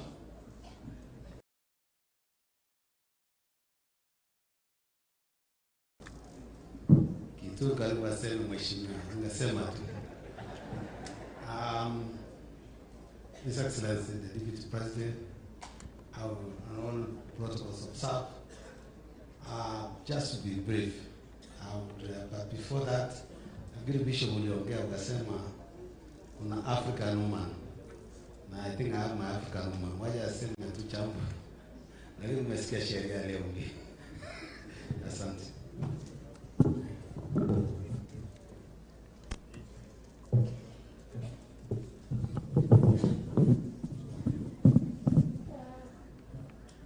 Your Excellency, the Deputy President of the Republic of Kenya, Mkate Gachagua, our Peterson's present, members of Parliament, our clergy, headed by our Bishop, Dr. Korir, the monarchs, our family members, and all protocols observed. I'm standing here as the daughter of this family. I'm the first. I must say I'm the first-born daughter of this family. As we stand here, we are not only mourning our mother, but we are also celebrating the life well lived of our mother. She was a pillar of strength. She loved our family, and she loved us all. To my family, and to Mama Esther, allow me to say in my vernacular, our Mother Esther, you are now left to take care of us. Mama, imiyo, iribeji, you may as a family, I'm the knowledge my dear husband, Dr. Dave Langat, Sina Maitul as a family. Our dear mother, she was more than a friend to me. She was my mentor, my confidant. She loved me. We always talked together as a friend. To my family, let us honor our mother Esther by loving one another, taking care of one another, and by all continuing to be more united and to take care of all our grandchildren and great-grandchildren. I know our mother loved us all, We loved her more, but God loved her most.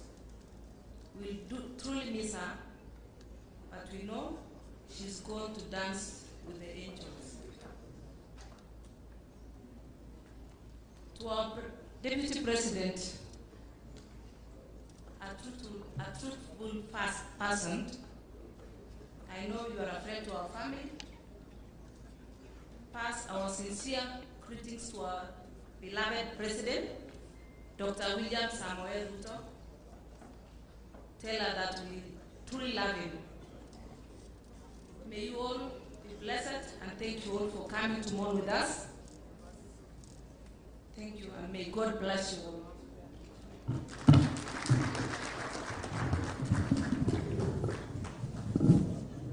Thank you very much. Mine will be very brief.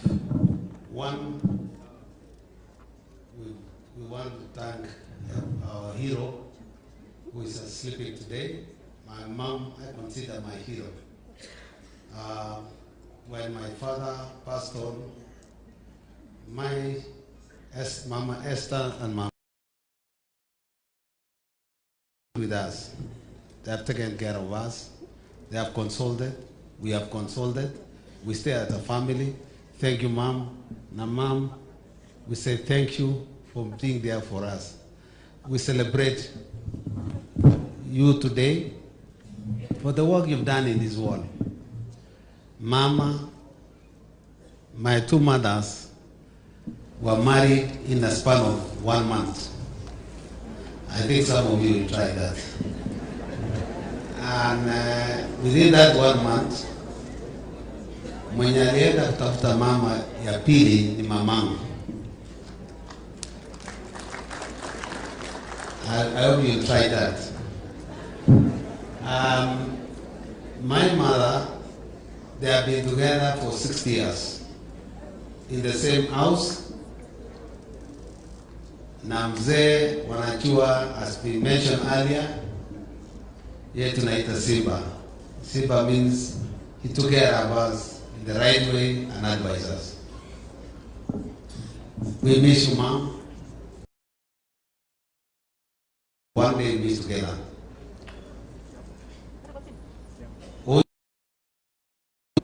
He was the treasury of the church, of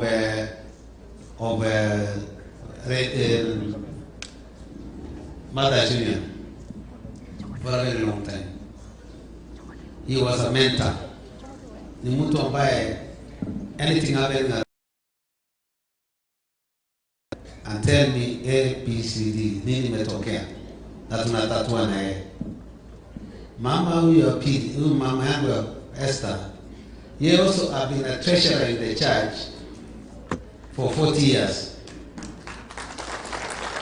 Hiyo naatirisha sisi si waizi,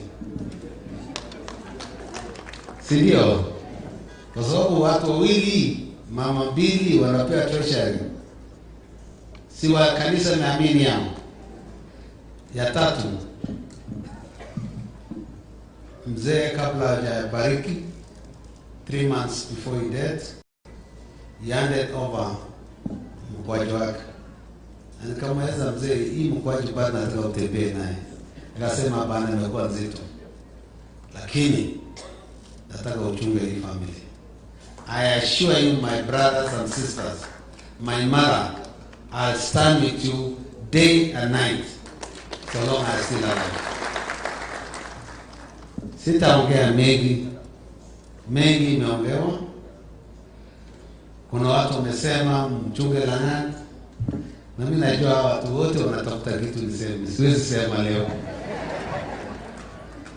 Leo nataka kusema maneno mawili. Muniombee Mwenyezi Mungu, naombea serikali yetu, ombea serikali yetu iwe na Mwenyezi Mungu asaidie. Sitaongea mengi. Siku moja ambaye nitaita mkutano, takuja ongea maneno mengi, lakini sio leo. Nataka shukuru His Excellency for coming. We don't take for granted Governor Sang, waheshimiwa wote ambao wamekuja, mandugu zangu. These people have tirelessly stood with me na family yote, my brothers, my sisters, they are really sisters-in-laws, madaktari ambayo walisibu mama.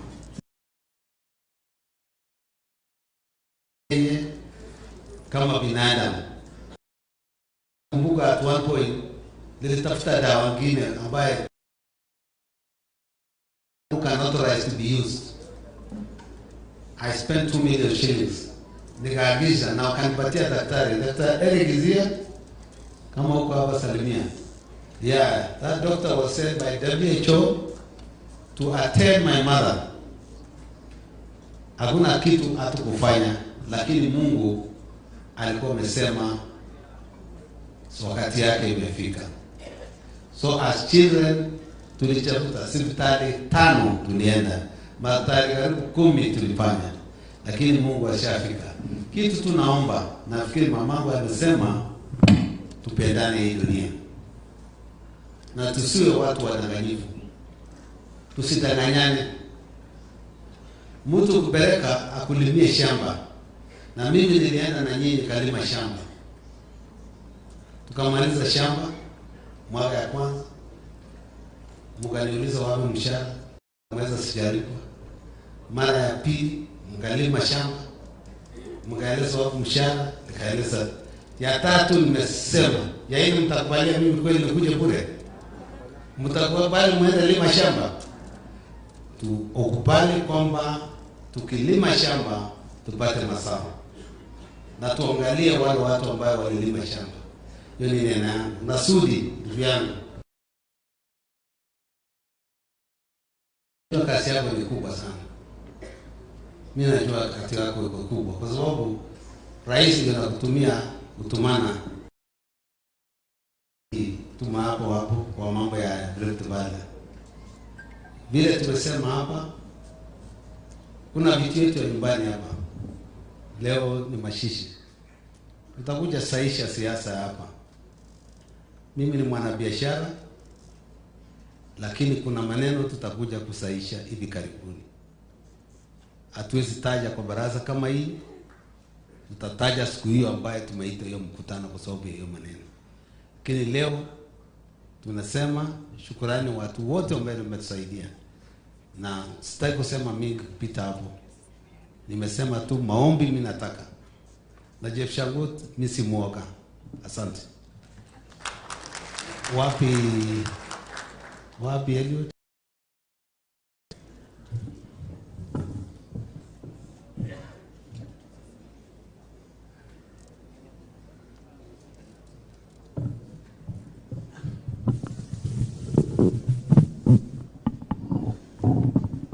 Yes, Your Excellency, Deputy President, Mr. Rigathi Gachagua, our able Bishop Korir, Governor, and all leaders present here. Good afternoon. Yeah. I'm here on behalf of the family to give a vote of thanks. We want to appreciate all of you being here today. We don't take it for granted. I know you've sacrificed your work to be here, and we appreciate that. Secondly, I want to thank God for giving Mama the life. Mama lived for 83 years. She lived to see her great-grandchildren. We don't take that for granted. As Bishop had said, the years that are given in this world is 70 years.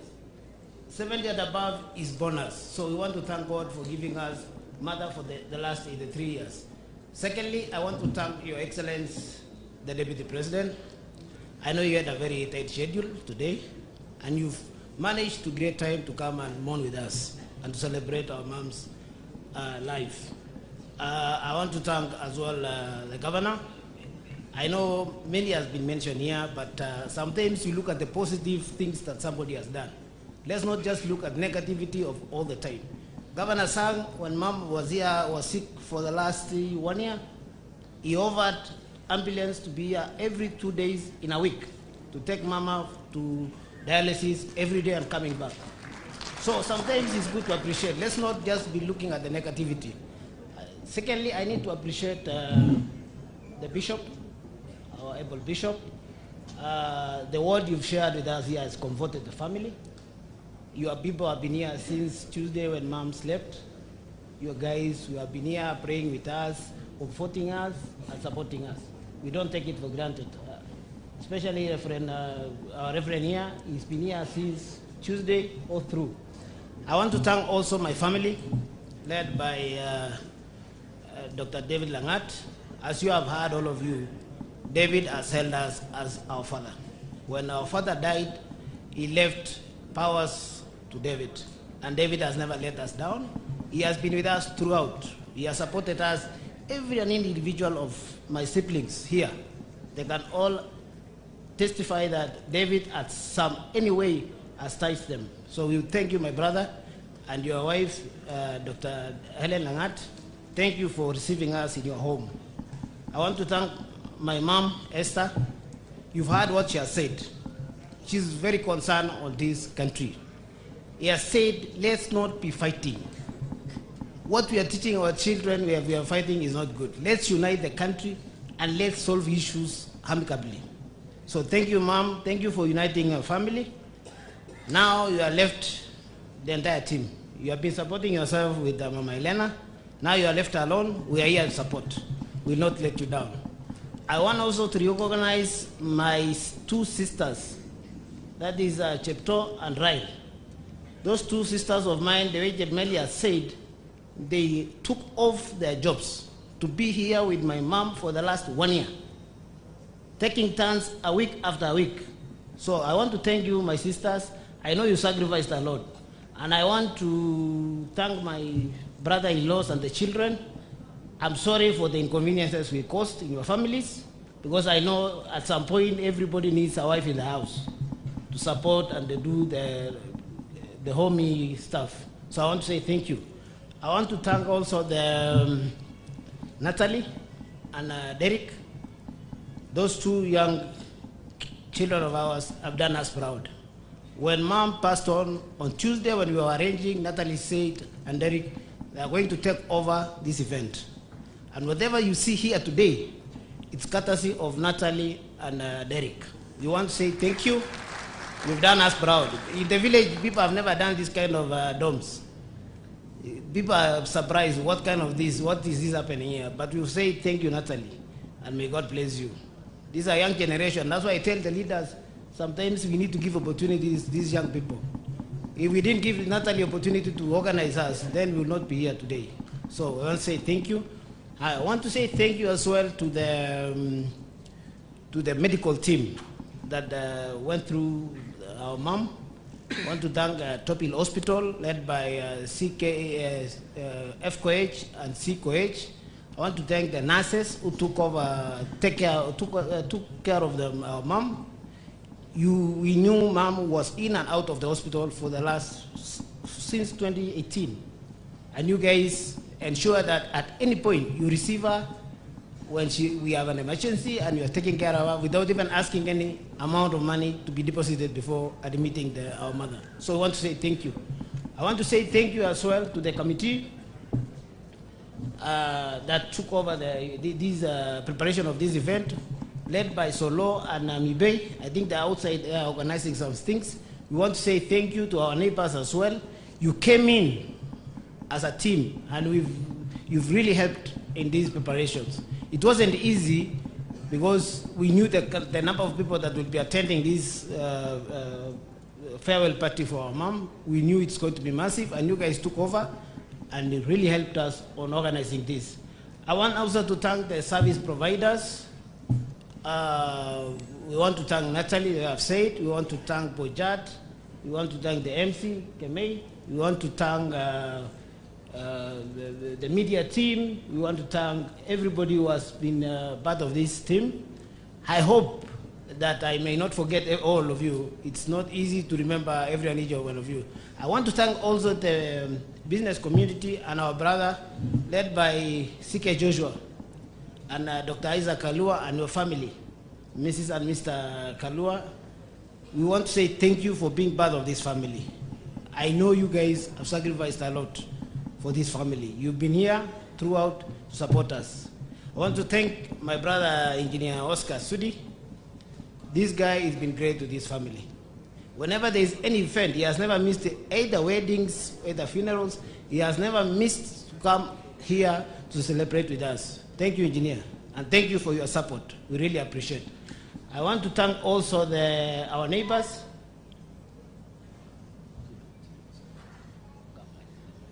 I want to thank our neighbors. I don't want to take so much time because of the protocol. You know, we have our deputy here and he has to leave back to Nairobi. So we want to say thank you so much. If I have not mentioned your name, please, I do seek apology from you. We are unable to mention every individual, but we really thankful for all your support you've given us. Thank you once again, and may Imam rest in peace. Asante sana, pigeni makofi jameni. I think now that brings to an end the portion that had been given to run the program. Now, as I'm going to invite the governor, I just have one statement just to respond to Kate. I thank everybody, including the people who are here, who gave me the chance to serve the people of Nandi Hills. And I came to your office, DP, and everybody else, and I told them I will give my best. I still say I will give my best as the member of parliament of this place. Secondly, ajay tul jigmiu siyasa kokoro kwa ger jige tukun gidam ge wire ji ta ga boy no ran gumni ko subitu je unge ger to agi soje serikali akecham ananu no kwe ngotarjio to acha nimkaribishe governor.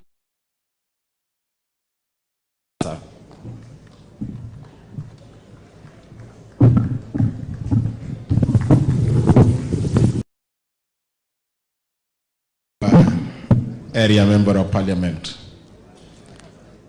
God is good and all the time. Bwana Yesu asifiwe. Kwanza nimekuja hapa kwa niaba yangu binafsi, kwa niaba ya serikali ya county, kuja kusema pole kwa familia ya rafiki yetu Daktari David Langat na familia ya Kapkoima kwa ujumla. Amejali jigogo. Esther, pole sana. Alejini chorwenyu Daktari Mutio. Alejini mama Helen pamoja na watoto wote. Marafiki yangu, hii familia wamekuwa marafiki wangu wote. Wengine katika familia hii tulisoma na wao, lakini wengine tumekuja kujuana tukiwa siasa. Mimi nataka kusema pole kwa jamii yote. Nibagabara beta mejaleja pole ni sana. Hii familia pia imetufunza maneno mingi. Mimi nimejuana na wao wakati nimeingia siasa. Wakati huo David kwa siasa ya hii Nandi wakati hiyo ilikuwa watu wawili ndio wenye sehemu mbili. Kuna sehemu ya the Kosgeis na kuna hii ya David. So mimi nikitaka kuingia mambo ya Senate nikatafuta David, tukapiga story, tukazungumza. Yeye akani introduce kwa marafiki wengi, lakini kupitia hapo nilikuwa nimepewa hint kwamba ukitaka kuwin huyu David tangulia kwa mama. So mimi nikakuja mpaka nyumbani nikakutana na mama Elena, nikakutana na mama Esther. Na tangu siku hiyo urafiki kaanza na tukaendelea. Hata ile wakati siasa imekuwa ngumu kidogo juzi, Your Excellency David, kidogo maneno yangu na David ikaenda kombo kidogo. Mimi nikasema ile mtu nitakuwa na yeye ndio akina mama. Na mama huyu Esther, mama Helen na wengine katika familia wakasimama na mimi. Na ndio maana hata baada ya siasa tumekuja kurudishwa pamoja kwa hiyo urafiki. Umesikia hata Chemeli bado anasema tafuta mimi. Ni kwa sababu hata na yeye alikuwa mbali. Kuna wakati ilikuwa ngumu kidogo. Lakini mimi nimekuja familia hii ya kujua familia hii kupitia kwa ile maneno mingi mzuri ambao wanafanya. Kwanza is the very good example ambao wanaishi kama jamii. I don't think that katika kaunti yetu ya Nandi ama sijawahi enda mahali jamii wamekaa pamoja kama vile tumeona katika jamii hii. Where all the brothers are in the same compound, all the sisters, the brothers-in-laws wako kama jamii moja. That is one of the things that we learn from this family. Na mimi nakushukuru David kwa sababu that is one of the legacy wewe unawacha hapa. That you have had a very huge impact within your family. Pili pia katika kaunti yetu ya Nandi wewe David is one of those investors ambao ni wa nyumbani hapa. Hapa tuko na watu wanabiashara wengi, watu ambao wamebarikiwa, lakini sana sana watu wakibarikiwa hapa unapata mtu wako na biashara kubwa Nairobi, mwingine ako na biashara kubwa Eldoret. Inakuwa ni ngumu mtu wa nyumbani kuwa na biashara kubwa hapa nyumbani. As the governor of the area, mimi nakushukuru David kwa sababu you are not just a global investor and a business person katika dunia, wewe pia uliinvest hapa nyumbani. Na ndio sababu hiyo wafanyikazi karibu 5,000 6,000 inasemekana. Pia hapa nyumbani tuko na wafanyikazi na wale wanakufanyia kazi hapa nyumbani. So you have been one of those investors hapa. You have also had the concern ya community hapa katika maneno ya hii jamii. Kama kuna mtu mgonjwa tunatafuta dawa, wewe uko pamoja na sisi. Kama kuna wale wanaenda shule, you have always been with us.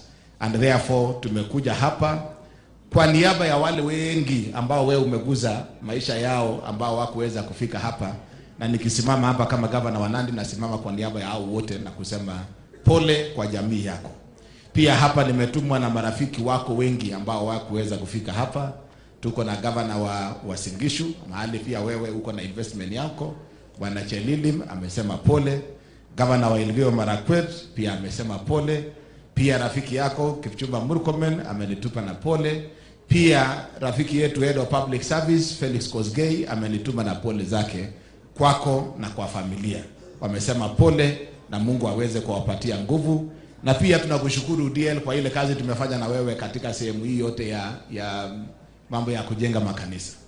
Mimi nakushukuru. Deputy President, you were here the last time you were in this family. Tulikuwa tunafanya kazi kubwa hapa ya makanisa. We want to say David, thank you kwa ile kazi tumefanya pamoja.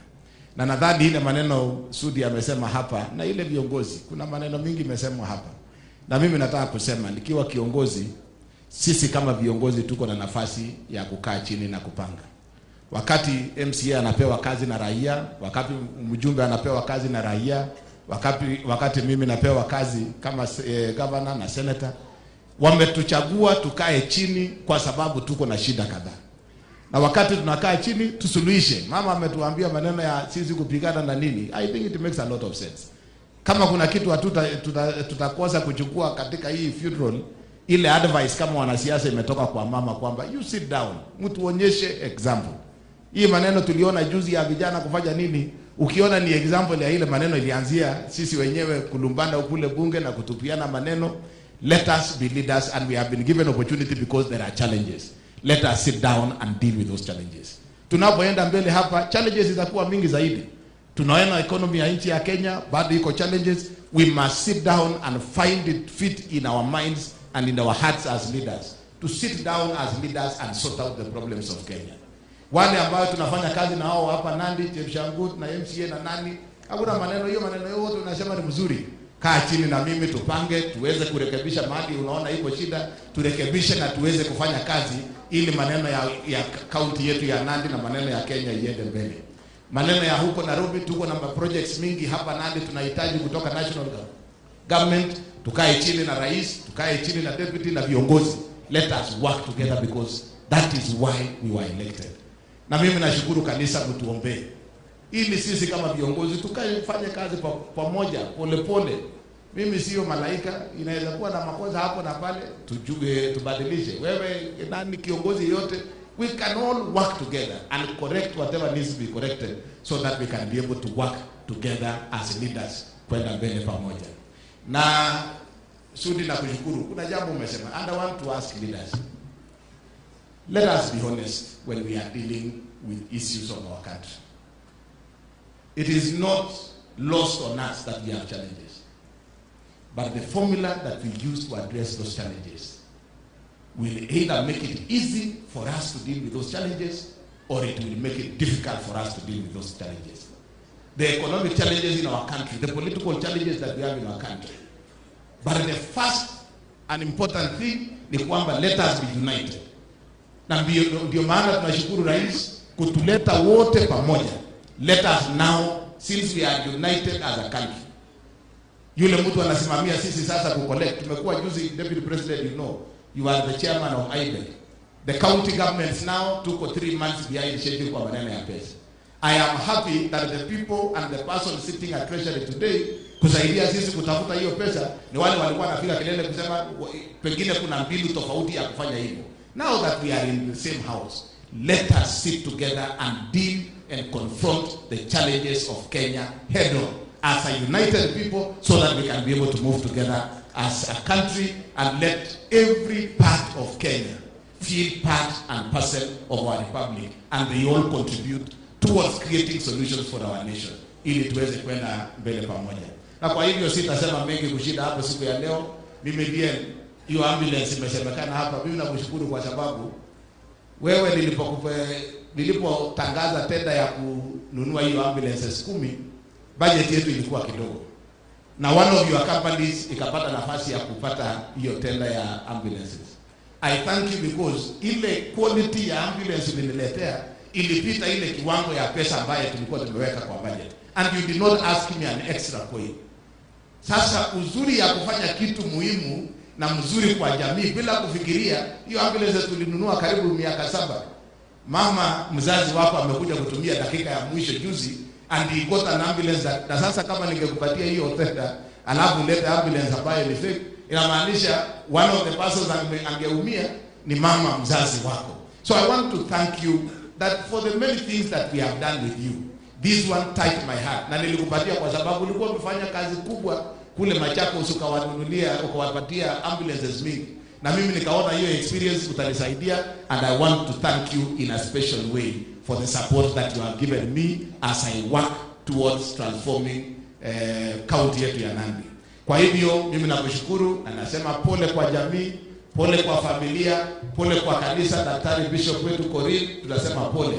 You have been a pillar to us. Huyu bishop amekuwa tu sio kiongozi wa Anglican. Mimi ni mtu wa Full Gospel, sio wa Anglican, lakini bishop huyu is one of our respected leaders or clergy in our county, and you have been able to bring us together na kutuweka pamoja katika kufanya kazi ya kwenda mbele.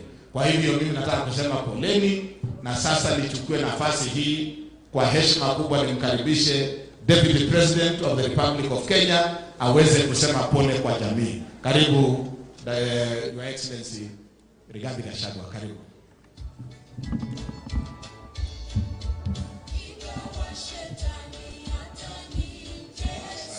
Thank you. Please be seated. Baba wetu Askofu Paul Korir na kanisa la Kristo, familia ya mama mwenda zake Mama Helena kiongozwa na DL na jamii yenu, Mheshimiwa wetu gavana, waheshimiwa wabunge, waheshimiwa MCAs na wale wote ambao wamefika hapa kutoa heshima za mwisho kwa gogo. Hamjambo. God is good and all the time. Nisalimieni kwa hayo. Bwana Yesu asifiwe. Bwana Yesu asifiwe tena. Chamge. Asanteni sana. Baba wetu askofu, hata mimi nimefika hapa kama rafiki wa hii familia kuja kulia na hao pamoja na kuja kutoa heshima za mwisho kwa huyu mama Helena. Wakati ya majonzi, wakati tuko chini, ndio wakati ya marafiki kuja kusimama na marafiki zao. Kwa hivyo nimekuja kama rafiki wa familia, pia nimekuja kumwakilisha mkubwa wangu, kiongozi wetu, Rais wa Jamhuri ya Kenya, ambaye pia amenituma na risala za rambirambi ambaye nitasoma nikisema machache. Mimi niseme ya kwamba familia, poleni sana. Nimefuatilia kugonjeka kwa huyu mama tukiongea na rafiki wangu DL, na mimi nataka niambie familia pongezi kwa vile mmeshughulikia huyu mama wakati wa shida, na hapo ndio mtatoa baraka. Kuchunga wazazi ni kitu ya maana sana. Pia nataka nishukuru kwa vile hii familia imekaa pamoja. Boma kuwa na mama wawili sio jambo rahisi. Kwetu mzee wangu alikuwa na mama wawili. Mama wangu alikuwa mdogo na ilikuwa matatizo. Najua mimi ni mtu ya kusema ukweli. Haikuwa rahisi. wote wameaga. Sasa mimi niliweka familia pamoja, watoto ya mama mkubwa mdogo tumekaa pamoja, but it was not easy. Kwa hivyo tunasema kwa hii familia pongezi, that the two mothers lived as one, watoto pamoja, hakuna hata mtu najua mama huyu ama huyu. So hiyo ni mzuri. DL umesema ya kwamba mamako ndiye alienda kutafuta mama mdogo, na umesema hata sisi tujaribu hiyo. Mimi sitaki kujaribu hiyo. Inaweza kuniletea matatizo. Pale kwetu ni ngumu kidogo, sijui hapa waenda kutafuta mama akuje kukaa. Pale kwetu ni ngumu kidogo. Mimi niseme it is good to start with friends. Urafiki ni kitu ya maana sana. Na hii dunia yetu tunakaa, wakati ya kujua marafiki ni saa ile huko chini, saa ile huko na majonzi, saa ile huko na matatizo. Saa ile wewe iko juu, marafiki ni wengi sana.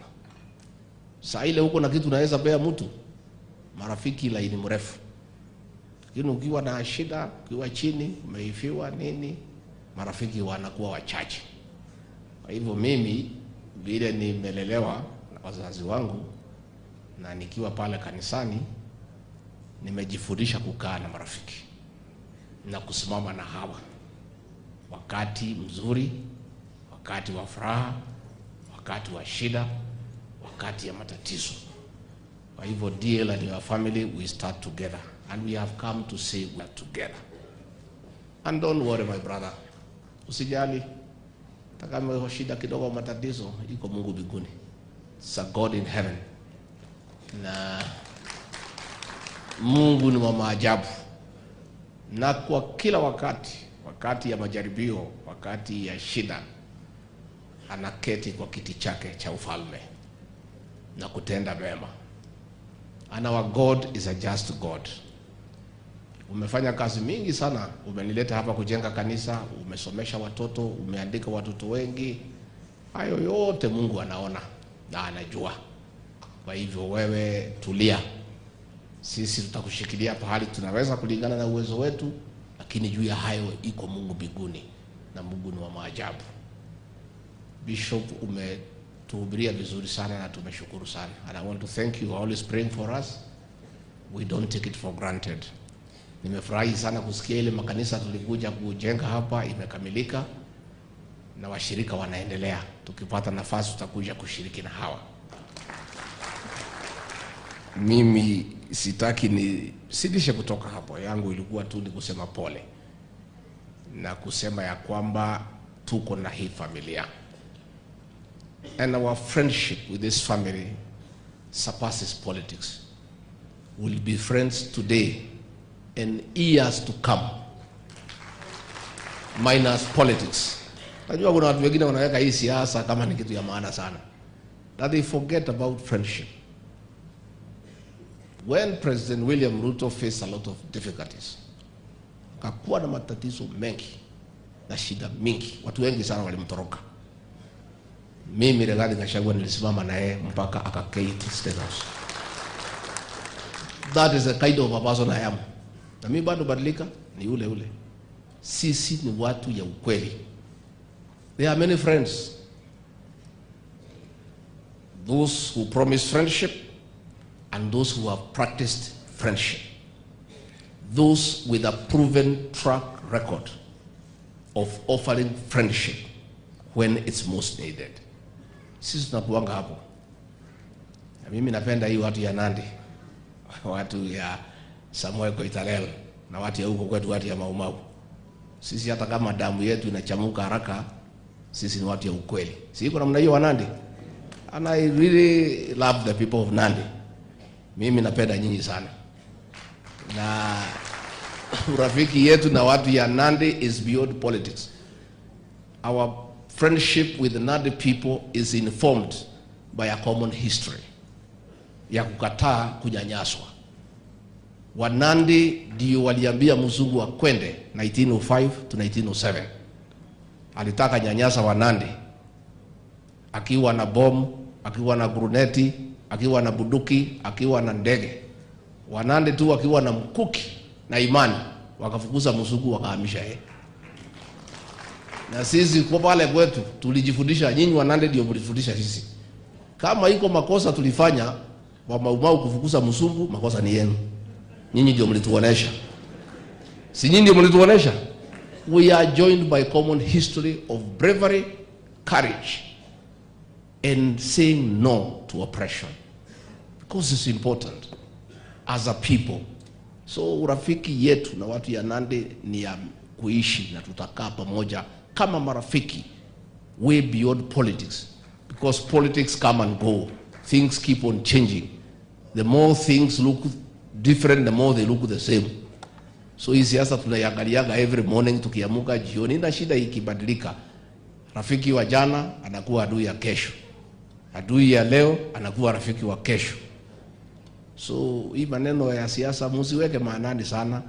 Wacha sisi tupendane na tukue watu ya ukweli.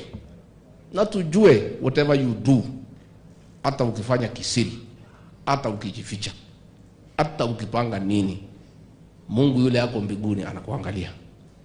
Anaona. You may cheat other people here, lakini iko Mungu anaangalia, anaona. Let us be fair and just to our fellow human beings. Wale DL umetutendea mema, ulitusaidia, tukutendee mema.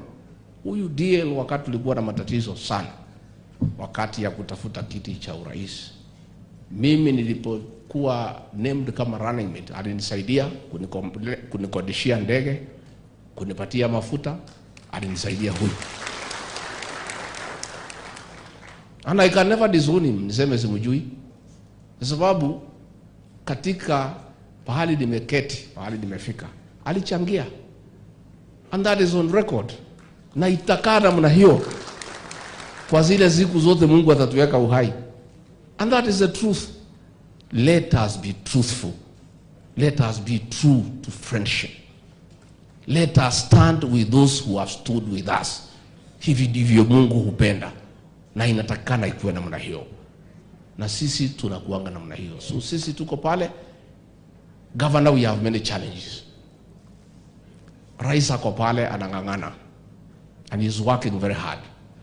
Kujaribu kupanga hii uchumi, kubalance hesabu na nini, mimi niko pale namsaidia.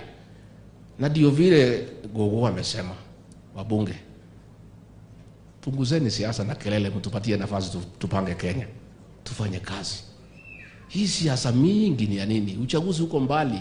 Let us allow the president, the deputy president, those given responsibilities, tuwapatie nafasi wafanye kazi. I know you have many expectations kama watu ya Nandi. I want to give you an assurance that the president is doing everything within his power to mobilize resources. Juzi amekuwa China akitafuta nauli mambo ya barabara. I know you had many expectations like all of us na kila pahali, lakini mambo imekuwa ngumu kiasi fulani, na rais ako pale anapanga, sisi tunamsaidia. So tunaomba kelele ipunguzwe, tupunguze matusi, tupunguze kiburi, tuache kujipiga kifua. It's unnecessary. Wacha tunyenyekee. Hii serikali tulipata kwa maombi na tulikuwa na shida mingi sana. Naona wengine wanasahau, wanaanza kifua, kufungua, kutembea na kifua na kuongea vile wanataka na kusahau ni Mungu alituokoa, alitusaidia. Tunyenyekee Mwenyezi Mungu. Tunyenyekee watu ya Kenya. Hata kama umekula umeshiba, hapana tapikia wale bado kula chochote. Watapata nafasi yao hata hawa kule. Siko namna hiyo. Kama umekula umeshiba, funika tumbo.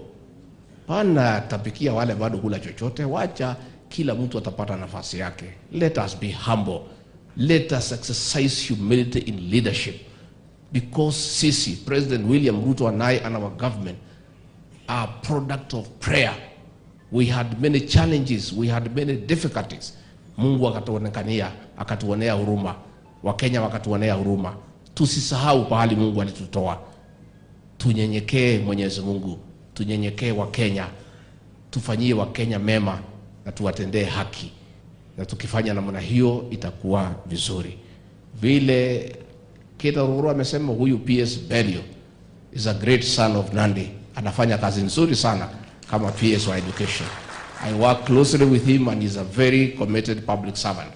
It is true, nilipoenda pale in Russia watoto walikufa, alinipigia simu asubuhi, nilikuwa Mombasa, nikaenda pale, nikamkuta hapo, aliketi hapo, alilala hapo.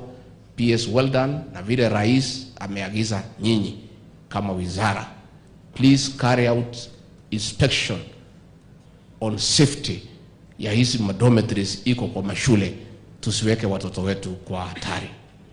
Again, kwa hii Nandi, we also work very well and very closely with your other son, Felix Koskei, the head of the public service, who is also doing a good job na anafanya kazi vizuri na tunaendelea. PS Tum pia is a son of this great county, ako pale kwa sports, anafanya kazi vizuri na tunaendelea kusaidiana, na hii mambo yetu itakuwa mzuri kama Kenya. Tutaendelea kumsaidia rais, tutaendelea kumuunga mkono.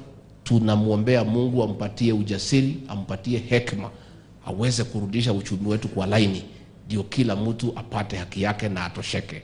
And all those things will work. Na juu ya hayo tukue watu ya kuamini Mwenyezi Mungu, na tukifanya hivyo mambo yetu itakuwa sawa.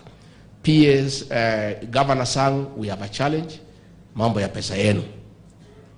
Mimi najua for almost 3 months bado tuko na matatizo pale ya ile sheria, na tunataka bunge irejee. Hawa waheshimiwa wetu, tafadhali mtusaidie kwa hiyo sheria, ndio tuweze kurelease 50% ya pesa kwa hao magavana wasiumie sana. Lakini naye sheria ni msumeno, inakata pande yote mbili. Inasema hata kama hakuna pesa kwa county, bila sheria kupitishwa na bunge, ukitoa hata shilingi 10 utaenda jela. Sasa sisi hatutaki kwenda jela, governor anataka pesa. So it's a difficult situation. I've just talked to PS Kipto, and I think bunge is just about to reopen. We'll ask our leadership in parliament to fast track so that that law ipitishwe, so that we can release the funds that you require as counties, ndio muweze kuendelea. Mambo ya majani chai, it is true we had a challenge na majani chai kutoka pande hii ya Nandi, ya Kericho, ya Bomet, ya Mira, Kakamega, because one, tulipotoa ile mbolea ya bei chini, mulipata mavuno zaidi na mvua ikakuwa nzuri, so production iko juu. But again, governor, there is a problem of quality. Sasa pale Mombasa ikawekwa sheria ya reserve price. Ile reserve price iliwekwa iko juu against the quality of the tea from this area. So ile chai yote ya Eastern imenunuliwa because the quality was okay against the reserve price. So ile reserve price iliwekwa kwa Western region. When you put the quality there, ikakuwa na matatizo. So mimi nimekuwa hapo wiki iliyopita, tulikuwa na waziri wetu mpya Dr. Karanja na PS Engineer Rono, na tumetatua na majani chai imeanza kusonga. Tumetoa hiyo reserve price for now so that hiyo majani chai isonge. Saa hii they are working out on bonus ambayo itakuwa declared within a short time. Ile tunaomba tu our leaders, msiweke siasa kwa hii chai, mtaharibu. Hii chai ni wakulima. Hii mambo ya chai ni ngumu. It is the farmers who can understand what goes on. But we need to work on quality. We need to reduce hawking. Kuna watu wengi sana katika area hii wanaiba majani chai, wanaenda kuhusia mafactory, na hiyo chai inaenda ina contaminate ile iko grade nzuri, inatuletea matatizo. But I want to give you an assurance that tumeenda pale Mombasa, sasa inaanza kusonga. We have worked on the reserve price, inaanza kusonga. Lakini mimi nauliza wakulima, let us work on quality of our tea. Hata tukiendelea kutafuta better prices, tujaribu to improve on the quality of tea. Serikali inasaidiana na county governments and factories. Tujaribu sana kutoka ile production line ya CTC tuende ya orthodox tea, kwa sababu bei yake iko juu kiasi mzuri. So all these things tunaendelea naye na tukienda pale mbele wakulima watapata nafuu. I've had your challenges on the roads. I've had your challenges on everything. Sasa mnahubiria askofu. I know. Tunajua. President is on it. A lot is going on. Hata kama hatusemi sana, unajua saa ingine nafika kiwango mna retreat kwa ofisi kujaribu kupanga kazi. President is trying as much as possible to balance these things so that all these projects ambazo zilikuwa zimeanza tusitafutie pesa siweze kuendelea. Kwa hivyo naomba watu wetu mkuwe na subra na hii maneno yote itakuwa sawa. Wiki ijayo nitarudi hapa Lesos Technical Institute kwa mambo ya graduation. Unataka nikuje? Najua watu ya Nandi mlinipigia kura mkipigia rais. Sasa mimi niko na deni yenu ya kumfanyia kazi. So nikija hapa mimi niko kazini kwa sababu watu wakikupigia kura wakikupenda lazima pia uwafanyie nini? Kazi. Hata hiyo nilikuja hapa kujenga makanisa, si mimi narudisha mkono pia. Kwani utapewa kura tu utoke uende? Sasa lazima nikikaka narudi hapa Nandi. Mungetaka nikurudi hapa Nandi? I will come hapo next Friday ndio tusaidiane na watoto wetu na mambo zingine tutaendelea pamoja na tutaendelea kuja hapa Nandi. Tunawapenda, tunawaheshimu, tunawatii na tutakuwa pamoja tukiendelea mbele. Sasa ningetaka nipate hii risala ya rais wetu amenituma, hangeweza kufika, kazi imemlemea, iko mingi. Anajaribu kupanga hapa na tumuombe Mungu aendelee kumsaidia, apate hekima, apate ujasiri, ndio hii kazi ya Kenya yetu isimame vizuri. Na tulikubali wale walikuja tusaidiane. Let everybody come. Hii kazi ni mingi. Hii Kenya ni yetu. We are okay. Let everybody come. Achangie pahali ataweza. Kila mtu alete ujuzi wake. Wale wamekuja kutoka ODM wakuje walete akili zao, tuongeze na ile yetu, tutafute average, Kenya isonge mbele. Si ndio? Hakuna shida. Sababu sasa pahali Kenya imefika inataka kila mtu achangie so that nobody is blaming the other. You know? Najua wengine walikuwa nafikiria mimi naweza pinga. Mimi nipinge nini? Mimi nasema hii Kenya ni yetu na tunataka ifaulu. President kwa maarifa yake, kwa ujuzi wake na uongozi wake akaona wacha tulete hawa tusaidiane na hawa. Nikamwambia rais wakuje. Tuketi, tupange. Badi yako pale National Treasury tusaidiane. Opiyo Wandayi yako pale mambo ya stima tusaidiane. Joho wako pale mambo ya blue economy tusaidiane. Oparanya akuje mambo ya kahawa, mambo ya hustler fund tusaidiane. Kila mtu achangie so that we all succeed together. And if there is a blame, we also share it. Sitakuwa namna hiyo. So tusaidiane. So wakuje, hata wale wako nje bado kuja, they are welcome.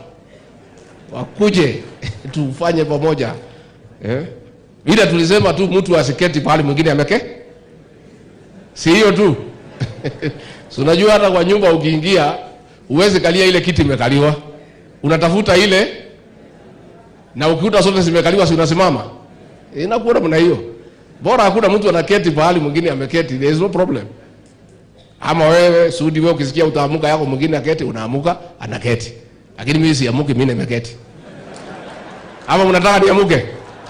Basi mmesema niketi. Kila mtu tufanye, there is no problem. Provided kila mtu alete suluhisho, alete maarifa, tusaidiane, Kenya yetu iende mbele. Condolence message from His Excellency William Ruto, President of the Republic of Kenya and Commander-in-Chief of Kenya Defence Forces, to the family and friends of the late Helena Bett. We are saddened by the loss of Helena Bett. She was a steadfast and God-fearing woman who offered guidance to the community. Gogo Helena was kind, inspiring, and an outstanding role model to many. A celebrated farmer and a champion of unity, Gogo had many thoughts that transformed lives. She will best be remembered for the high regard that she placed on education and women empowerment. We celebrate the life that she led and the lasting memories that she leaves with us. Our thoughts are with the family, relatives, and friends. May we be comforted by the word of the Lord in the book of John, chapter 16, verse 22. And I quote, "So you have sorrow now, but I'll see you again. Then you will rejoice, and no one can rob you of that joy." Close quote. Rest in peace, Gogo Helena. Signed, William Samoei Ruto, President of the Republic of Kenya. Asanteni sana. Mutasalimiana mkifika nyumbani. Sisi mutatukubalia tukimaliza, labda tuombe ruhusa tukimbie, iko mikutano tukangangana na hii mambo ya uchumi. Hii uchumi tutangangana nayo mpaka ingie laini. Na driver ako pale kwa steering, William Ruto anaendesha, makanga yake iko hapa Rigathi Gachagua, tunasukuma. Si ndio? So that hii Kenya yetu ikae mzuri, na itakaa mzuri. Hii Kenya itakuja kupendeza. There may be challenges here and there in the beginning, lakini hapo mbele Kenya yetu itakaa mzuri na kila mtu atakuja kufurahia kuwa Kenya yetu. Asanteni sana, Mungu awabariki.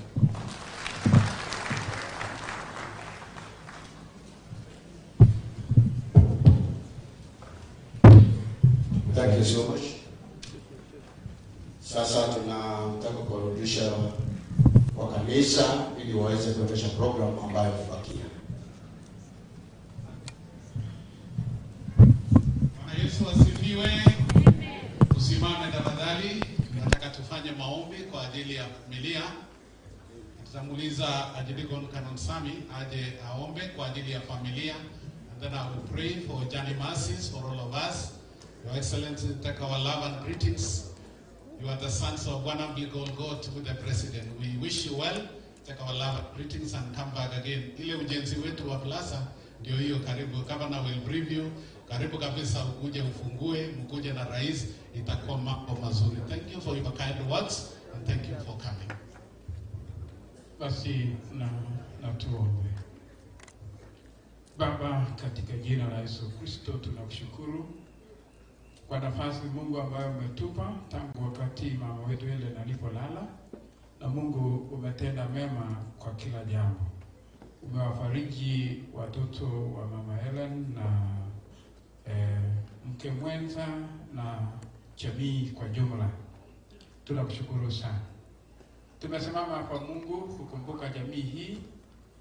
Tunapoenda sasa masikoni, tunajua kwamba ni ngumu sana kwa jana, lakini Mungu tunajua utaendelea kuwa na faraja kwao na utaendelea kuwalinda na kuwaongoza. Wabariki Mungu hasa kugu wetu Esther, endelea kumpa nguvu anapofanya kazi ambayo ilikuwa inasaidiana na Helena. Bariki David kwa sababu ya uongozi ambaye alipatiwa na baba yake, ili aendelee kuwa na nguvu na hekima ya kuongoza jamii hii. Na wale wote ambao ni jamii hii, watoto wote wawe na heshima kwa wale ambao wanaongoza. Wabariki, wasaidie na kuongoza. Asante Mungu wetu kwa sababu siku hii imekuwa siku ya baraka, siku ambayo tumesikia mambo mengi kuhusu mama wetu. Utubariki na utuongoze kwa Yesu Kristo Bwana wetu. Tunyoshe mikono yetu tupokee baraka tafadhali. Na wakati unafanya hivyo, acha Mungu huyu wa neema aendelee kurehemu familia hii. Wapendwa, Mungu awabariki na aendelee kuwalinda. Awatendee mema siku zote. Afanikishe kazi ya mikono yenu na kuwainua na kuwatendea mema. Bwana awaangazie nuru wa uso wake na kuwahifadhi na kuwafadhili. Aendelee kuwainulia uso wake wa neema nyingi na kuwapa amani na fanaka na mafanikio. Na baraka zake huyu Mungu siandamane pamoja nanyi watakao safiri karibu na mbali. Wote waliokuja kuomboleza na jamii na familia hii. Mungu wa rehema aendelee kuwainua na kuwatendea mema. Waongoze kwa mapito yenu na baraka zake ziwafuate na hata ziwatangulie. Na baraka za Mungu Mwenyezi, Baba na Mwana na Roho Mtakatifu siwe kwenu mpendwa, na zikakae nanyi sasa na hata milele. We can share the words of praise ukisalamia watu wawili watatu, and may the grace of our Lord Jesus Christ and the love of God and the fellowship of the Holy Spirit be with us now and forevermore. Asanteni sana, Mungu awabariki. Tunaelekea masikoni for interment. Paul Bearers mwe karibu pale.